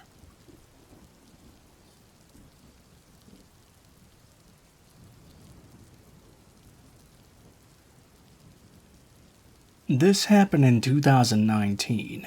I was in my second year of college and living in a townhome about a 10-minute walk from campus. I lived with 2 other girls at the time, but they were all back at their parents' house for the holiday. I work in healthcare and was working Christmas this year. A little bit of a backstory. There used to be 4 of us living there, but one girl had moved out due to issues with her boyfriend. He was a jackass who abused our kindness on allowing him to stay there. Was only supposed to come every so often, but basically ended up living there. We told her she needed to kick him out after an incident with him one night, where he got physical with her and verbally abusive with the rest of us. She wouldn't listen, and we told her we would have to talk to the landlord then. Long story short, she ended up moving out and left on bad terms with us. On another side note here, I have been in physically and mentally abusive relationships before, so I understand how things may have been going for her. I tried my best for 2 years at that point to help her open her eyes to the abuse and get her away from him. Not much else you can do. At this point it was affecting everyone, and we didn't feel safe with him there, so she moved out. Back to the story. It was Christmas Eve, and I worked the next day, so I was getting ready for bed. I locked the doors, turned the lights off, and went downstairs where my bedroom was. I was scrolling on TikTok for about an hour. It was Christmas Day at this point, when I heard what sounded like the chairs in the kitchen moving. The kitchen was right above my bedroom. I thought maybe I was hearing the neighbors next door, as we share the same walls and sometimes they can be a bit loud. I remembered one of them texting me earlier, though, and asking me to bring in a package they were expecting because they were all gone. The noise was fairly short-lived, and so I brushed it off at first. Next thing I know, though, my bedroom door is being slowly opened. In this moment, I get a flashback, and remember my second-grade teacher telling us about the time someone broke into her house, and she acted as if she were asleep, so if they were just there to rob her, they wouldn't feel the need to hurt her if she saw them. Then I realized, though, that my phone screen was lighting up my square, jaw-dropped face. It wasn't like I could just act like I was asleep. Where I'm lying in bed faces directly to the door anyway, so we were just staring right at each other. There I was laying in my bed, shitting myself, while this guy has 1 foot in my bedroom with the door cracked open. It felt like an eternity, but in reality it was probably more like 10 seconds of us just staring at each other. He slowly takes his foot out and closes my door behind him. I sat there in complete and utter shock. I couldn't make out what he looked like, as my eyes were still adjusting to the dark from the phone screen. All I could see was a backwards baseball cap. I knew I had to call the police, but my anxious ass knew if I called it would alert my parents' phones that I had done so. Me being dumb as hell, I thought that I didn't want to make them worry. I was also scared he might still be somewhere in the house, and I didn't know what he would do if he heard me making a call to the police. I texted the guy I was seeing at the time and told him some random guy just broke into my house and came into my room. He snapped me out of it thankfully, and told me to call the police, so afterwards I did. The dispatcher asked me if I felt comfortable to go unlock the front door for them so they wouldn't have to break it down. I told her no way. I don't care if the door is broken. I'm not going up there alone. A couple of minutes later, I see flashlights shining through my window. I hear the police knocking at the door and announcing themselves. They get in and ask me where I was. I came out of my room and they came and got me. They told me to wait on the back porch while the two of them searched the house, and one of them stayed with me. It was just like the shit you see in movies where they have their guns drawn and turn the corner with their partner and everything. They didn't find anyone, and I told them it didn't look like anything had been taken. They even tried to get fingerprints, but they were unsuccessful in the end. They started asking me questions and informed me that the back door was unlocked and had no signs it had been broken. I told them, though, that I had locked it before I went to bed. Luckily, the guy I was staying with talked to me that night, but I still couldn't fall asleep. I kept having to check each and every corner of the house over and over. I placed chairs under the door handles on the front door, back door, and even my bedroom.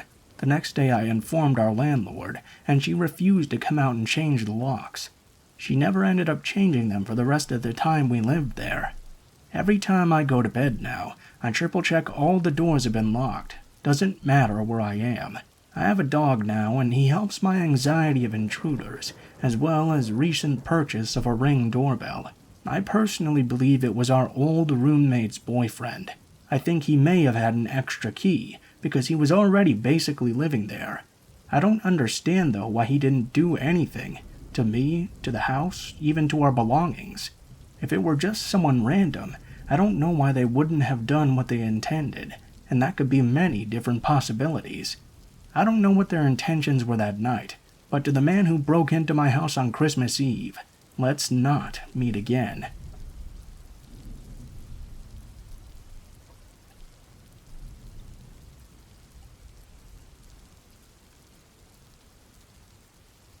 There was a house that my family lived in for about a year or so when I was a teenager that I really didn't like. At first, I really didn't know what it was that bothered me about it. However, from the beginning, there was something about that house that always rubbed me the wrong way. I was sort of scared of being alone in that house, at least to a degree. It wasn't a terrified feeling exactly, though, and I didn't try to avoid being in the house alone or anything. Especially when my father and stepmom would go visit relatives, and I didn't have to go with them. On those days, however, my dad would have a lot of beer, and when he did that, he would always overstay his welcome, and not get back until very, very late. That was perfectly fine with me. This was the late 1980s. I was 14 years old, and the house we lived in was quite beautiful. It had a fully sized but unfinished basement, but it was a bit dark and freaky down there because it was completely underground. The walls were cinder blocks, and there were a lot of boxes and some old furniture down there. There was nothing really particularly scary, but there was something off about it. I wasn't scared of the dark either. It was just a feeling I would get whenever I was down there. It always felt like there was something or someone watching me from behind the furniture or something. The worst part was going up the stairs, though. I always wanted to run up the stairs because I got that feeling that something was behind me and wanted to chase me. It was even worse, though, because I was always imagining a hand would reach up from between one of the boards and grab my ankle as I ran up them. The only reason any of that is important is to give you some idea of what it was like living in the house. It was also sitting on top of a hill out on a ridge in a huge yard. You would always be able to see it atop one of the other hills, before it descended and then ascended up several hills it had to get over to get to the house. I wasn't the only person who was scared of that basement either. My sister, who was 5 years younger than I was absolutely terrified of it. Also, though, being a 9-year-old at the time, she had a much more active imagination and belief in the scary things. She was much more specific about what she thought was going after her in the basement than I was. She insisted there was an old witch that lived down there who hid behind the stairs. It was a pretty chilling thought. Despite the fact that the house could be very creepy sometimes, I did like living there. Being 14, I enjoyed the time that I could spend in the house alone. I found myself very rarely going to visit the relatives, and often instead preferring to remain home by myself. It was on a late summer night that I had the scariest experience ever in that house. I was sitting there in the living room. Our couch was against the back wall, and the TV was parallel from the wall. To the left of the couch was a very large picture window. That was from where you would be able to see down the driveway, and able to see other cars driving on the hills towards you. It was about 1 or 2 in the morning. I was watching TV with the lights off. I think the show was Freddy's Nightmares, an anthology horror show that was hosted by the character Freddy Krueger. It wasn't really that scary, but I enjoyed watching it, mostly for Robert Englund. I never exactly knew when my parents would get home, but whenever I noticed a set of headlights out the corner of my eye, I instinctively turned my head and looked out the big picture window. I don't remember what the episode was about, but I was watching it pretty intently. Then, though, I noticed there was a flash of light outside at a distance, and I assumed it was a car. I quickly turned my head to see if it was my parents' car. Now this happened very quickly. As I turned my head to the left, I noticed a dark shadow in the corner to the left. It barely registered, as I was trying to see if the car was coming. However, whatever that light was, it was definitely not my parents' car. As the realization hit me that it was not their car, what I had seen in the corner next to the TV also registered with me. My head jerked back to the right to look directly in that corner. Although it was dark, I saw an old, scraggly woman standing there. She was wearing this black dress, and she had long, unkempt gray hair. She was holding her hands together in a ball in front of her, and the worst part was that she was staring directly at me. Startled, I jumped into a crouched position on the couch, my feet underneath me. I quickly scanned my eyes across the room, looking to see if there was anyone else other than the old woman there. I quickly noticed that there wasn't, and returned my gaze to the corner she had been standing in. When I did, she was no longer there. I wasn't exactly sure how to react. For who knows how long, I remained on the couch, still with my feet on the cushions. My eyes scanned everywhere in the room and the hallway again, wondering if she had quickly darted away somewhere. However, I cannot figure out for the life of me how she would have done that.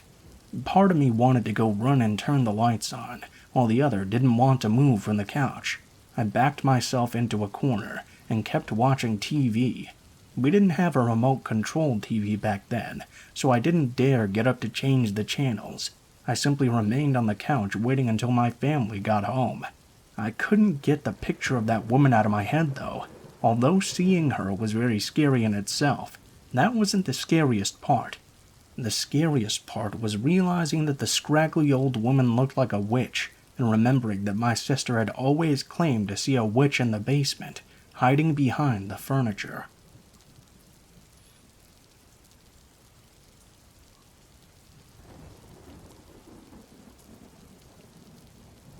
My husband and I live in a very rural place. It's known as a holler where we're from. For those who don't know, a holler is a hollow or a road that runs along a creek in a valley, in between 2 mountains. Our nearest neighbor is about 100 yards away on one side, and through a wooded area on the other. The way our house is laid out, if you drive up our hill and park, you come up to the back door. The front door faces the road, and no one ever knocks on our front door. One night, just a couple of years ago, I decided to go to bed just a little bit earlier than my husband. He wanted to stay up playing video games in the living room. I had been asleep for a couple of hours when my husband suddenly burst through the door of the bedroom, freaking out. He was mumbling and rambling in a desperate whisper. He had his phone in his hand, and I could just make out the light shining on his face. I was so out of it at first that I couldn't make sense of what he was saying. I lay there for a moment, and suddenly I hear him clearly whisper, "He's trying to break down the door." I sat bolt upright in bed, asking just what on earth he was talking about. He shushed me, telling me to whisper, and said he had to call 911. I glanced at the clock and noticed it was 3 a.m. I reached out to turn on the light when he loudly whispered, "No." He got through to 911 and told them that we needed assistance at our address. I caught a few details, but my head was still spinning. After he got off the phone with them, he told me what happened. It had been late at night, and he was staying up playing a game, when he suddenly heard heavy footsteps on the porch. He paused his game to listen in, and then there was a knock, another knock, then the repeated beating of the door. He could hear a man's voice, but he couldn't quite make out what he was saying. Instead of opening the door, he decided to walk out the back door and around to the front of the house to see who it was. He thought that it was possibly our older neighbor needing some help with his wife. So there he goes and walks out the back door, walks around to the front, only to see a large man dressed all in black, carrying a duffel bag. At this point, the man was pounding on the door so hard, it looked like he was trying to break in. My husband waited for a moment, then asked the man if he needed help or something. Apparently, the man didn't realize that my husband was just behind him, because he started yelling through the door, "Just let me in and I won't hurt you." At this point, my husband decided no more questions were necessary. He ran back into the house, locked the door, turned out the lights in the kitchen, and burst into the bedroom to call 911 and wake me up. After he called 911, we waited huddled in the darkness for 40 minutes for a policeman to show up at our house. 40 minutes! His excuse? Small town. No one was on duty. He had just been asleep. It was 3 a.m. after all. The policeman didn't even get out of his car either. He just sat there and spotlighted the house from our driveway as my husband went outside and told him the story and described what he could of the man. The cop left. My husband comes back in, and we sit in the darkness of our bedroom, terrified until daybreak, wondering just who that man was and what he was going to do to us if he actually did break in.